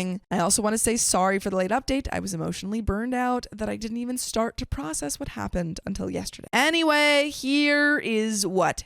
My parents arrived in the morning to my area. I took you all's advice and decided to meet them in a neutral space, a tea shop. As I suspected, my father did not come. My mother's excuse was that he had to stay and watch the luggage. Apparently, it wouldn't have fit in an Uber. When my mother arrived, she seemed excited to see me and was trying to update me on their vacation. She asked why we didn't meet at my house, and I stated that I was too busy at the hospital to stay at home waiting. For about 15 minutes, she kept trying to get me to tell her updates about my life and current school deadlines, just more small talk that kept going around in circles. She remarked on my engagement ring and said she had only ever seen it in photographs. I reminded her that she did in fact see it when I came to visit in December, 2 days after proposing, but she wasn't interested in it then. She then tried to take my car and fill up my gas tank and order food so I would have groceries. I declined both, since one of her favorite insults is that I only care about money and that I wouldn't have gotten this far in my schooling without her. I kept getting more and more frustrated with the topics and finally just asked why she came. She acted surprised and said, "Why wouldn't I come see you if I was in town?" Do you want the Cliff Notes or do you want the entire laundry list of reasons? I lost it. I said, after the way things were left in December, my engagement, and being left out of Christmas and New Year's, I was shocked that she would come see me and act like nothing happened. My mother was gobsmacked, like surprised Pikachu face. She said she was shocked that I left the conversation in December feeling badly, and she didn't think the meeting went poorly. As a good medical student does, I elicited her perspective to see how she perceived Christmas to have gone. She said she wished I was there, but it was just a missed opportunity. I let her know that because of that conversation, I had decided I wasn't interested in being a part of a dysfunctional and abusive family. I brought up all the scenarios I mentioned in the original post and said that nothing that I did warranted that level of abuse. I told her that I already know how this conversation will pan out, her crying and expecting me to comfort her and apologize for making her upset, as well as telling my dad I was disrespectful and for him to bang on my door at night just to yell at me and call me names. I told her that if she's going to continue to act surprised, she can just call an Uber and leave. I told her that all of the verbal abuse and name calling I no longer wanted to participate in. I gave her all the examples of how she co-signed the abuse, and she had nothing to say. She then tried to take all of the negative statements she had said and correct them, saying, I'm not stupid and that I'm family oriented. But she only applied it to my cousins, not my parents or sisters. I asked her if she had taken the time to understand my diagnosis, to which she said, well, I looked a little into neurodivergence, but not autism specifically. A little background here. My mother is also a counselor and therapist. Yeah, Wow. so Not a very good one. she's Double whammy. I'm conspiracy. She's lying right now. She probably knows exactly how to. Come on. She probably has all of the sort of point A, point B, point C, how to manipulate somebody who has, your diagnosis, right? Where it's like, oh, actually, no, you just misunderstood what was going on in December. So no, I'm not even mad. It was just a missed opportunity. So now you're negating the negative experience that was happening. You're trying to make it like it never happened. And you're trying to make OP go, oh, wait, did I misinterpret that? Oh, I guess I was in the wrong. Oh, I guess my mom is right. I guess my mom is good. And instead she's like, actually, I'm very confident in my ability to perceive what had happened in the past. Exactly. I'm not going to let you rewrite it right now. And you're Don't let her. I brought up how she said I was a bad daughter and that I had missed so many opportunities to be a good daughter. I said, and just like I missed opportunities, so did you. I let her know that when I was struggling with my mental health and was dealing with wanting to take my life a few years back, I had in fact attempted to do it. Although she knew, my whole family knew, she never checked in on me and my mental health, instead asking me why I never inquired about her new job and her recent move. Her response has actually effed with my brain, my heart, my soul, my sense of importance to anyone. She said, oh yeah, I need to pass on that year. There were a lot of things going on. I paused and said, I'm going to say back to you what you just said. I tried to unalive myself and you said you need a pass in 2018 because you had a lot going on. She doubled down, then said, oops, am I talking too much? I realized at that moment I wasn't going to reach her. Ever. I told her I'd tried to unalive myself and needed her, and she said she needed a pass for not being there. She was so delusional and ignorant to the entire fallout. I don't think she could even process there was a serious cognitive dissonance that didn't allow her to be honest about the situation. She then apologized for causing so much harm and suffering and said she was seeing a therapist and was going to do that work. She's seeing herself in the mirror. Yeah. She's like, you're a good mom. You're a good mom. Mission complete. I told her I'm opting out of contact until she actually does the work, which is very smart. And you guys can do the work to listen to full episodes of stories just like this. Just go to Apple Podcasts, Spotify, or your favorite podcast Super app and easy search work. up OK Storytime. The easiest So work you'll ever easy. do. But there is a little bit left to the story. Yeah, I think clearly I wouldn't even say like open up I would say go no contact. It's probably hard for you to see it from that perspective since like you are her daughter and she's your mom. But like from an outside perspective, at least to me, it's like she seems like she's like just turbocharged. Yeah. Manipulating you like you were her little puppet that she used to make dance around, like to that level. And it's like, no thanks, you can completely cut her out. Yeah. You are Flick her away. get her out of there. I told her it wasn't my responsibility to teach her about my disability, nor where she went wrong in our relationship. She asked if I would call more, and I said she needs to do the work. I sent her on her way and then cried in the car the whole way home. Still haven't heard from her since. My feelings are all the way hurt. I just feel bad, as bad as I did in December. I don't know what I was thinking, but I was let down. I think I need to let the hope pass away. I'm going to go forward on wedding planning without the hope of having my family present. Sorry for the jumbled mess. I'm still a bit shaken. And that is the end of that story. But yeah, I think right now it is best to just kind of limit most of your contact with your parents until they do that work and show you that they deserve to be in your life. Because right now they don't. Yeah, I don't know if the mom will ever. It might not ever happen. The mom will ever. Which is very sad. But you have your partner who seems like a good person and is on your side. And just know that your parents are not don't seem capable of apologizing or understanding what they did wrong. My family abandoned the affair, baby. It's just a little baby. So yeah, I, 35 male, was at home with my parents helping out with something. Mom and dad, 64 male, were out when the doorbell rang. I opened up and saw this really nervous woman, 20 female, standing there asking if my dad's name lived there. I said, yes, he does. That's my dad. And she got even more nervous. By the way, this comes from Throwaway 2828322033. And if you want to submit your own stories, go to the r/OK Storytime subreddit. So I asked if she was okay. She was really nervous. Then I got nervous and asked if something had happened to my uncle. He had been ill for a while, and I thought maybe she was a nurse or something. And she said, no, it's not about that. I don't know why, but I told her she could come in and wait since they were due back in 20 minutes. She said yes and asked if I could get her anything. She just said water. I was really intrigued and wondered why she was so nervous and why she wanted to see my dad. We chit-chatted for a bit and I heard the car pull up, but Mom had apparently stayed behind with my aunt to do something and my dad came alone, which I would be very thankful for within the next 10 minutes. Dad walked in and said, "Oh, am I interrupting something?" I said, "No, she's here to see you apparently." I told her she could wait inside until you came home. My dad, being the upbeat guy that he is, just asked what he could do for her and shook her hand. She introduced herself and then asked if he knew a woman by the name of Laura. Made up name. My dad froze. Then she said, "I think you may be my father." Whoa! That's out of nowhere. Dang. She just showed up. He had no clue. How did she know where you lived? Well, she probably did a little bit of research. You know, the old-fashioned way. The yellow book. Yeah, the yellow book, the yellow pages. Yellow pages. All that. Dad sat down and looked at her. "You're Laura's daughter?" She said yes, and her mom had admitted to her father that she was not his biological daughter and that she was born as a result of an affair 21 years ago. I expected my dad to deny everything, but he just went, "Oh my God, Laura got pregnant." Check in. Come on, man. Yeah, you had an affair and then you're like, "All right, bye." Yeah, there's no consequences to that. No. He looked shell-shocked. The woman then explained that her mother had told her that dad, my dad, could not have known about it since she never told him. Her parents' marriage had gone to hell, apparently, and her dad, who raised her, wants to divorce her mom after finding out. Her entire life had exploded. Her parents had not dealt with this well. My dad did not deny it and said the timeline fit. Her mom had also said that she had not been with anyone else besides my dad and her husband. Paternity tests taken the next day would prove that she was indeed dad's daughter. She had two sisters as well who were her dad's biological daughters after her dad demanded a paternity test. I was sitting there in silence, just staring at dad.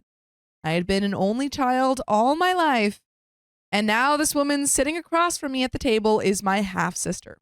Little sister, no less. I knew this meant that dad had cheated on mom. Ooh, which angered me, but I still felt so bad for this poor woman and just told dad, "I think we better finish this conversation at my place before mom gets here." I said to dad, "You are going to tell mom about this, but not with her here." Yeah, don't like surprise her with your affair, baby, when you're like, "Yeah, so I cheated on you." Proof. We My have a new addition to the daughter. family. Yay. She has half of my looks. and none of yours. Whoops. 'Cause I cheated on you. Uh-oh. Wow, that is a lot to take in. And poor OP's just like, Yeah, could you imagine wow. Yeah. like new half sister, dad cheated on mom, Yeah. and I just wanted to have like lunch. Yeah, and I just got here. I just got here. I just got home alone. I was like, oh, this is great. I'm gonna have like a sandwich. Facts. Oh well. I was worried how my mom would react to my little sister and did not want all hell to break loose.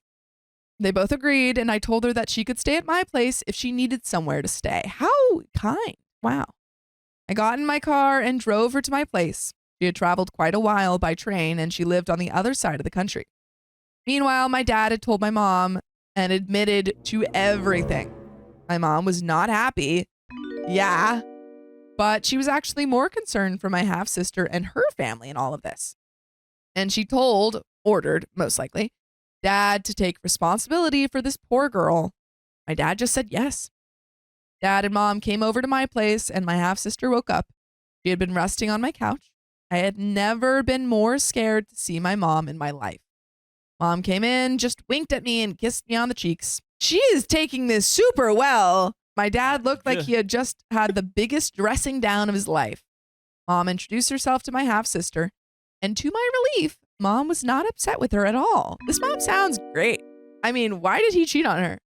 Not that anyone should be cheated on, but she sounds awesome. Well, it's one of those things you're like, Doc. there's no point of getting upset now. I guess. I guess so. She totally would be in the right if she did. No, she's 100% allowed to be, but Yeah. like, what is gonna be yelling and like throwing things and Yeah. like pointing the finger gonna do now? It's happened. It's happened 20 years. 21 years later. She just seems so chill about this. Yeah. It's crazy. My mom seemed more curious than anything else, and they had a lot in common, apparently. Me and my dad were confined to the kitchen during that conversation. Yes, my apartment, but I did not want to argue with mom now. My mom walked out 20 minutes later and just said, "She's a lovely girl. She's so chill about this." Mom and dad are not separating. My dad was relieved. Mom had said to dad, "I'm too old to start dating, and you're stuck with me now regardless." Mom's got jokes. Mom's She's like, chill. "Yeah, you cheated on me, but I guess I'm cool with it." Mom's chill AF. She's just like, all right, this is life now. Okay then, girl, whatever floats your boat. Dad was relieved, and mom had demanded to know if there were others, and my dad said no. Not that he would know. Didn't know about this one for 20 years. Yeah. Whoops. Dad and I had been talking quite a lot. I'm still angry with him for cheating. He knows that, but he said if he's going to spend the rest of his life making it up to mom, he would. My dad also has answered every question my half-sister asked of him, and she, I guess, is trying to find out who she is. She loves her dad who raised her, and she told my dad she could never call him dad. She loved her dad, and my dad understood that. She, however, asked if I was okay with her telling her friends she had a brother. I said that's fine. Not sure why I was so accepting of this, but I just felt like making sure she was okay somehow. I had a long conversation with mom as well. I was worried if she was handling this as well as she showed, and yeah, she was pissed at dad, but she also felt horrible for the girl and her father. Her mom, dad's affair partner, on the other hand, she had no sympathy for her. Yeah, that makes sense. Yeah, she's not going to have sympathy for the person that her husband cheated with. Yeah, She's cool, but she's not that cool. yeah, no, she's reasonable. Yeah. Makes sense. There's no reason to be mad, especially at the child. The child in this case. Dad has gone the extra mile for mom these last few days. Breakfast in bed, flowers, you name it. Mom is probably going to enjoy this for a while, as she should. So yeah, that's how my last 2 weeks have been. With my dad's extended family calling me nonstop as well, all curious about her. My aunts on my father's side are wanting to meet their niece. Not going to throw that young woman to the wolves, also known as my aunts, until she has some time to absorb this herself. I, for one, think she's nice, and she's my little sister. Not how I expected this year would turn out, to say the least. But you should expect to listen to full episodes of stories just like this. Just go to Spotify, Apple Podcasts, or iHeartRadio and search up OK Storytime. There is a little bit left to this story, but that was the smoothest cheating story I've ever read. As butter. It's like, oh, new kid? Cool. Cheated on your wife? She's fine. Her mom sucks. And then like for her, like, welcome. If you need, welcome to the open family. Arms. Literally open arms. This is the chillest family. They're all like, yeah, we have a new fair baby sibling daughter. Welcome to the family. I mean, yeah. If she was like, this is let's be realistic here. I'm too old. Yeah. We've been through this way too long. We've been together. There's no reason to like end it, to start new lives. Let's just, you owe me. And the breakfast in bed, do this, get me flowers. Yeah, she's like, you owe me. But yeah. It feels like he like forgot to pay a bill rather than had a whole, like that's what this is what this feels. She's like, you're going to be cooking for me You're for on a while, timeout. mister. You're naughty. You bad boy. But yeah, no, this is great. I guess everything's working out. OP, it seems like get to know your half sister now and support He's like, her. And, I have a new sister. Yeah, it's great. Cool. Because OP's been a only child, so makes sense. He's like, I have a sister now. Sick. Yeah. Nice. Don't care how they sourced her. But there is a little bit left to this story. Sophie says OP's dad looked out. Yeah. I honestly just hope her parents will make it through this. Her sisters are around my age, 32 and 34. She said she had not been treated differently by them, which is a relief. And her dad still loved her. But she needed to meet my dad despite that. She just wanted to know. She had hoped we were all clowns, and instead she said, you're all nice people. Yeah, you guys are just too nice. So yeah, 2021. Any more surprises in store for me? Just you wait, OP. Just you wait. Comments. Props to your mom for being good to her. A lot of women tend to be mean to the affair kids as if it's somehow their fault. and not the person who actually had the affair. Comment 2 says, this kind of situation is so much more common than we would imagine. There are several therapists who specialize in helping families deal with these big shifts and changes, and lots of resources, including podcasts about it too. Everything's relative. Great one. I'm happy to hear you and your mom seem to be able to accept the situation well, and I'm sure your sister is really appreciative too. When I signed up for the DNA databases, I secretly hoped I would find a sibling somewhere, just because it feels so lonely being the only person in my family who is like me, sensitive, empathy-driven. And I didn't find any siblings, but I did find out more about my dad's biological family. He never knew his bio dad, and I also didn't have him around long enough before he died. And knowing more has had a huge impact on my life and how I see myself in a very positive way. I hope that you grow to have a great relationship with your sister and that you two stay connected. Comment 3, your family should avoid her. She is not a part of it. It's sad but true. It won't end well. The only one she could have some kind of relationship with is your dad. You and your mom didn't sign in for that mess. Dude, did you not read the story? Normally I'd be like, yeah, I get what you're saying. This family is chill. They want this girl. If the affair child was looking for like money or like looking for drama or looking just to like get something, I don't even think she was looking for I guess like having your family. hands a little bit more up, but like Yeah. she came, she's like, hey, I just found this out and I just want to see who my real dad is, and that's that. And then they were like, your family. And she's like, I was not expecting this. Yeah. No, she was like, I was expecting clowns, literal clowns. Commenter and 3, I don't know your name. You suck. a little aggressive commenter 3.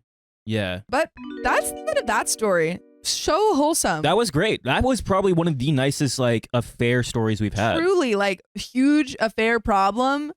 Very simple solution. Yeah. I guess. You know what's on you when you cut the wrapping paper? Yeah. And it just Yeah, it glides. just You're like, glides. Yeah. that was easy. Too easy. Yeah. But we've got another story, folks. Yeah. Samantha L says, I want to do a DNA test. I can almost guarantee I have half siblings out there from my dad. What's stopping you? Or is it just like, you're like, I want to do it, but I'm going to uncover so many secrets. Secret. Tricky. Kaylin Von Kampen says, my mom did 23andMe and found out that she was the affair kid. She was 42 at the time. Whoa. Oof. That's tough. Better late than never. I guess so. Yeah. Is it? Would you rather find out that you were an affair child or never find out?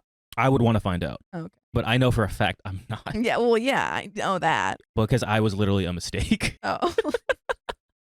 Yes. Nice. My parents were like, ooh, that's why you have 2 last names. Hell yeah. Yeah, I was a mistake. My boyfriend chose me over his mother, and now she's blaming me for it? You had to make a choice. To start, I'm 22 female, and my boyfriend is 24 male. He's in the military and gets out in a year. Woohoo! We're very close, and he's the love of my life, and he has expressed the desire to get married. I've told him I'd say yes when his contract is over and we have more money. By the way, this comes from user AstroBelisk, and if you want to submit your own stories, go to the r/OK Storytime subreddit. So, we're currently saving for a house. In other words, this is a serious relationship and is definitely headed towards marriage and starting a family. Since we started dating, I have not been to his home state to meet his family due to my job. I haven't accrued enough pay time off to be able to take off for the amount of time that would be needed to drive 10 hours and stay a few days because I just started accruing in March when my contract became permanent. He's opened up to me about his family dynamic though, and more specifically, his mother. His mother is a very my way or the highway type of person, and she tends to get very upset when he refuses to comply. He decided last winter that he would stay with me over his holiday leave instead of going home because he said to me that he wanted to spend Christmas with me and my family because frankly, we're emotionally easier to be around. He felt as if his mother used him as a therapist when he was home due to his brother passing 2 years ago at his job. Oh. At his okay. job? Oh, that's rough. Yeesh. Yeah. Yeah, and I guarantee you, she probably holds that. Like, not necessarily blaming him, but it's definitely one of those things where, like, your brother passed away and it's just... Yeah, oh, you need to take care of me. Yeah, ugh. Yeah. I had no problem with this and expressed the want to buy Christmas presents for his family and mail them. I had bought them and everything, and we put them up to wait until closer to time. Thanksgiving, she FaceTimed him, and I thought it would be a good opportunity to introduce myself. I'm normally very shy / don't speak much, so this was a big deal to me.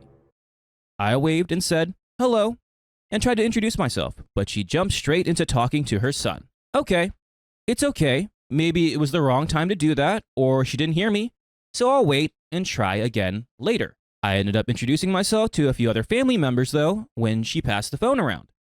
Once she got the phone back, I was about to try again when she asked him if he was coming home for Christmas.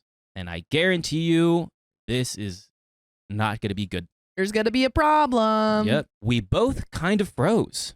And I knew my introduction to her was not going to happen that day. She loudly exclaimed to his grandmother that he would not be coming home. And she seemed sad, which made him feel guilty. Oh, wait, sorry. I thought the mom was saying that the grandma said, oh, are you coming back for Christmas? And the mom No. was like, he's not coming back. No. Mom asked, like, are you coming home? So, Oh, okay. Okay, the first time I got it right then. yeah, you're right. Okay. Then his mom took the phone and went into a private area and let him have it. You're not coming home for the holidays. Oh my goodness. It was so bad that my own mother texted me to come help her with the tablecloth. She asked me if he was okay because of how badly his mother was talking to him, like a dog, basically. Oh, Jeez. This guy's also in the military, so Yeah. could you imagine a big military man Being berated by his and just mom? I Sure, guarantee also- you he's taking it too. He's not saying Yeah. anything. Yeah, that's really rough because this guy's he's probably taken a lot of like kind of this, not like adulting or anything, but like caretaker role of his mom and grandmother because of the loss of the son Yeah. or of her other son / his brother. And so like he doesn't want to like push back against her or anything. And this is pretty much the first time too that OP is Yeah, being basically introduced. introduced over the phone on FaceTime. I cried after he got off the phone with her because I never realized how badly she could talk. Another time he was on the phone with her, he told her an idea we had that he was excited about, and she told him it was stupid. She's stupid. No one get that other mother-in-law in here. Get her in the ring. She's got words. Get her in the ring. I don't think she realized I was right there and could hear her, but she specifically told him, and this is what stuck with me, I don't care about your little friends on base or your little girlfriend. I care about you, and I will always be your #1 cheerleader in this life. Also, like, nemesis freaking hates you. #1 point of anxiety Yeah. and stress. This took me aback because I felt I had been doing most of the cheerleading recently, and all she had been doing was tearing him down. He got sad at that and ended the call with her, and I ended up comforting him and telling him I still thought his idea was good and that his intentions were good. There have been other instances of them fighting and her saying terrible things to him, like calling him by his biological father's name. Ooh, very sore spot. And he expresses the feeling that she only ever calls him with terrible news. For instance, someone passed away. His stepfather that he calls Dad's heart is not doing well. So just bad stuff. And I guarantee you she wants to use him as like a cheer me up kind of thing. Yeah, I think she just puts all of that emotional turmoil on him and all of her anger and frustration and stuff. He's like this emotional punching bag. I've been too scared to reach out to her myself after all these instances to introduce myself and try to bond with her. But the thing is that like she's awful. Yeah. It's really hard to bond with someone who's just awful. Yeah, and OP is very shy herself. Yeah. And you have this person who just screams at her own son. Like, I don't think it's going to bode well for you. I feel like the one that should really introduce them is the son, but I feel like he's tried. Yeah. Like, Mom, this is my girlfriend. And like, I don't care about her. I want you. Who are you? I think he needs to make, a lot. I mean, this is maybe a conversation that you can have with him, but I think you need to create some boundaries, or he needs to create boundaries with his mom. This makes it even harder for him to go no contact with her because he's the only one left. Yeah. I mean, you when you don't have a lot of family left, you kind of bond with the ones that you have, but she's not worth that. It's not worth the pain and just It's like, yeah, mistreatment. That he wants to marry you, and there's a reason why you really haven't met his part of the family. Yeah. Recently, it's gotten a lot worse. He has expressed the desire to get married, which I'm very excited about, and has started telling his family back home that I am the one he wants to be with forever. This was met with overwhelming support for him, and I was happy his family seemed to like me. even if I haven't met them physically just yet. His mother seemed to not really care. And when he pressed her about it, she admitted she felt indifferent towards me. This angered my boyfriend, and he asked her how could she say that because this is very important to him, and I'm important to him as well. He asked why she hadn't put in any effort to get to know me, or even ask about us as a couple. She then responded that she was tired of being the villain in his story and refused to talk about it any longer. That's something a villain would say. Yeah, true villain. Yeah. True villain She's arc now. self-aware. This hurt his feelings and mine because I felt that I tried towards the beginning to make an impression, but she ignored me. Since then, he's been getting phone calls from others in his family expressing disappointment about him fighting with his mother about something like this.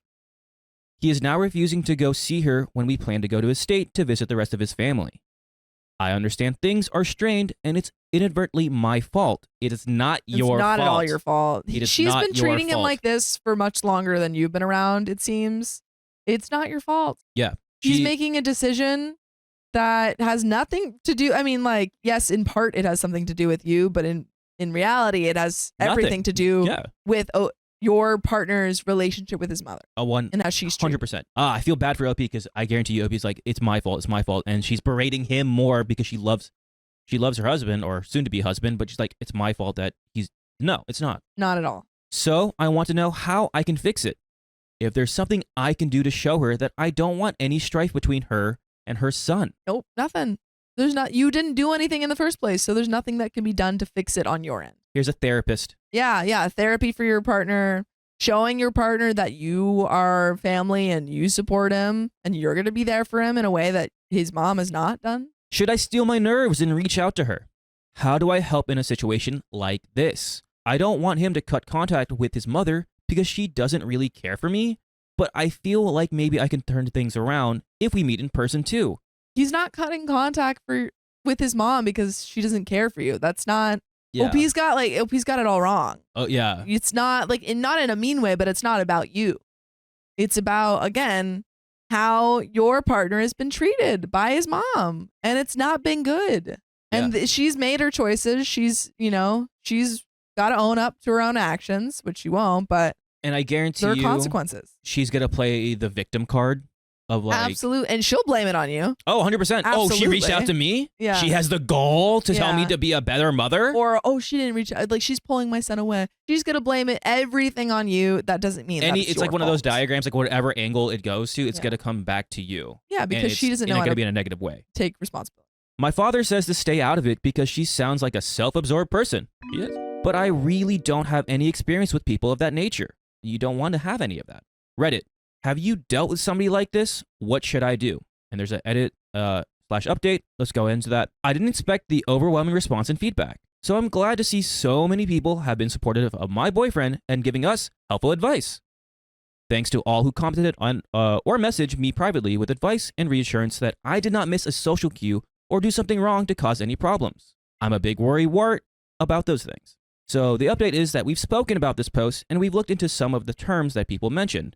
And he's seen some of the things people have said about narcissism. I think he's still processing things that his mother could actually be capable of hurting him this way. That's crazy that he hasn't noticed that at all. You know? I mean, it's hard when you grow up with that. It's really hard to notice that this is not normal, and then you're around people who actually have good family members. He was self-aware. He was self-aware. Yeah. Sorry to cut you off there. No. I was just saying. And then you're around people who have good relationships, and you're like, oh, this isn't how my mom's supposed to treat me. Yeah. He was self-aware. Yeah. He's like, I'm embarrassed. Yeah. And like, I don't want, don't be around my family. It's just very toxic. But yeah, that's very true. He's very angry right now at her for these reasons. I've also decided, thanks to the comments, that there is indeed nothing I can do in this situation to make things better.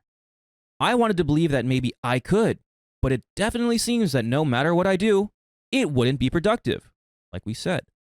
We've also made a small plan regarding what to do when we go down to visit the rest of his family in the event she is there. We will definitely be staying in a hotel so we can strategically retreat if she begins her antics, LOL. And you can listen to our antics with full episodes with stories just like this. Go to Spotify, Apple Podcast, or your favorite podcast app and search OK Storytime. There's a little bit left, Sophia. I mean, we said the advice. OP's taking the advice. It's just you can take a horse to water. You can't force them to drink it. I think that I mean, in just for OP's, it's fine. I think when you grow up in a really good environment and you have people around you who are reasonable and you're able to solve problems through communication, and you've never been around a person who's so self-absorbed and just in their own world like this, you think that you can approach the problems that you have with them in a reasonable way by talking to them. You can't, because they're not reasonable. You can't reason with unreasonable people. No. Again, it's like the last story. You're talking to like a brick wall. Yeah. It's just not worth it. Exactly. So it's something that you have something? Yes. I hope he can experience unconditional love from a parent. He seems to need to provide something to be able to get the approval from his mom. Yeah. I mean, he lost his brother. He probably has, again, that bond with his mom. But again, there's a sore spot with his father. Yeah. Just let him know that you're there and you guys are in a partnership, and that's all you can do. Yeah. And I guarantee you, that's why he's like, can we just do holidays with your family? And yeah. And that's probably like, oh, that's what it looks like. That's insane. Yeah. So, and I guarantee he wants to maybe have that with his mother, but it's, again, you can't force him. Regarding our non-existent but future children, the only reason I said I would be okay with seeing them is because he told me his stepdad wouldn't be able to see them if she didn't. And I don't want to deprive him of seeing any grandkids because he didn't do anything and has always treated my boyfriend as his own son. He's a nice man, and it's not his fault his wife is the way she is. I wonder at times how he fares on his own now that the boys have their own lives. We'll definitely revisit this, though, when the time comes anyways. So trust that we'll always do what's best for us as a couple and our little family when we do begin that journey. And we have some comments. Comment number 1, you didn't cause a rift. It sounds like his mom looks for any reason to make herself number 1. The only way to be around someone like that is to keep a distance. If you end up marrying your boyfriend, you might never be liked by his mom. You're very young and need to have positive influences in your life. She doesn't sound like she would be very uplifting to either one of you, to be honest. And looks like that's the end of that story. That's the end of that story. I agree with that. So yeah, you don't need her in your life. And if you want the stepdad in your life, then talk to him, have a conversation, say, hey, don't feel comfortable having mom in your life. We would love for you to meet the kids, but you have to make that your own choice there. Yeah, it makes sense. But that is the end of that story. And it's the end of this episode. So if you love us, make sure to subscribe. We love you. And see you tomorrow.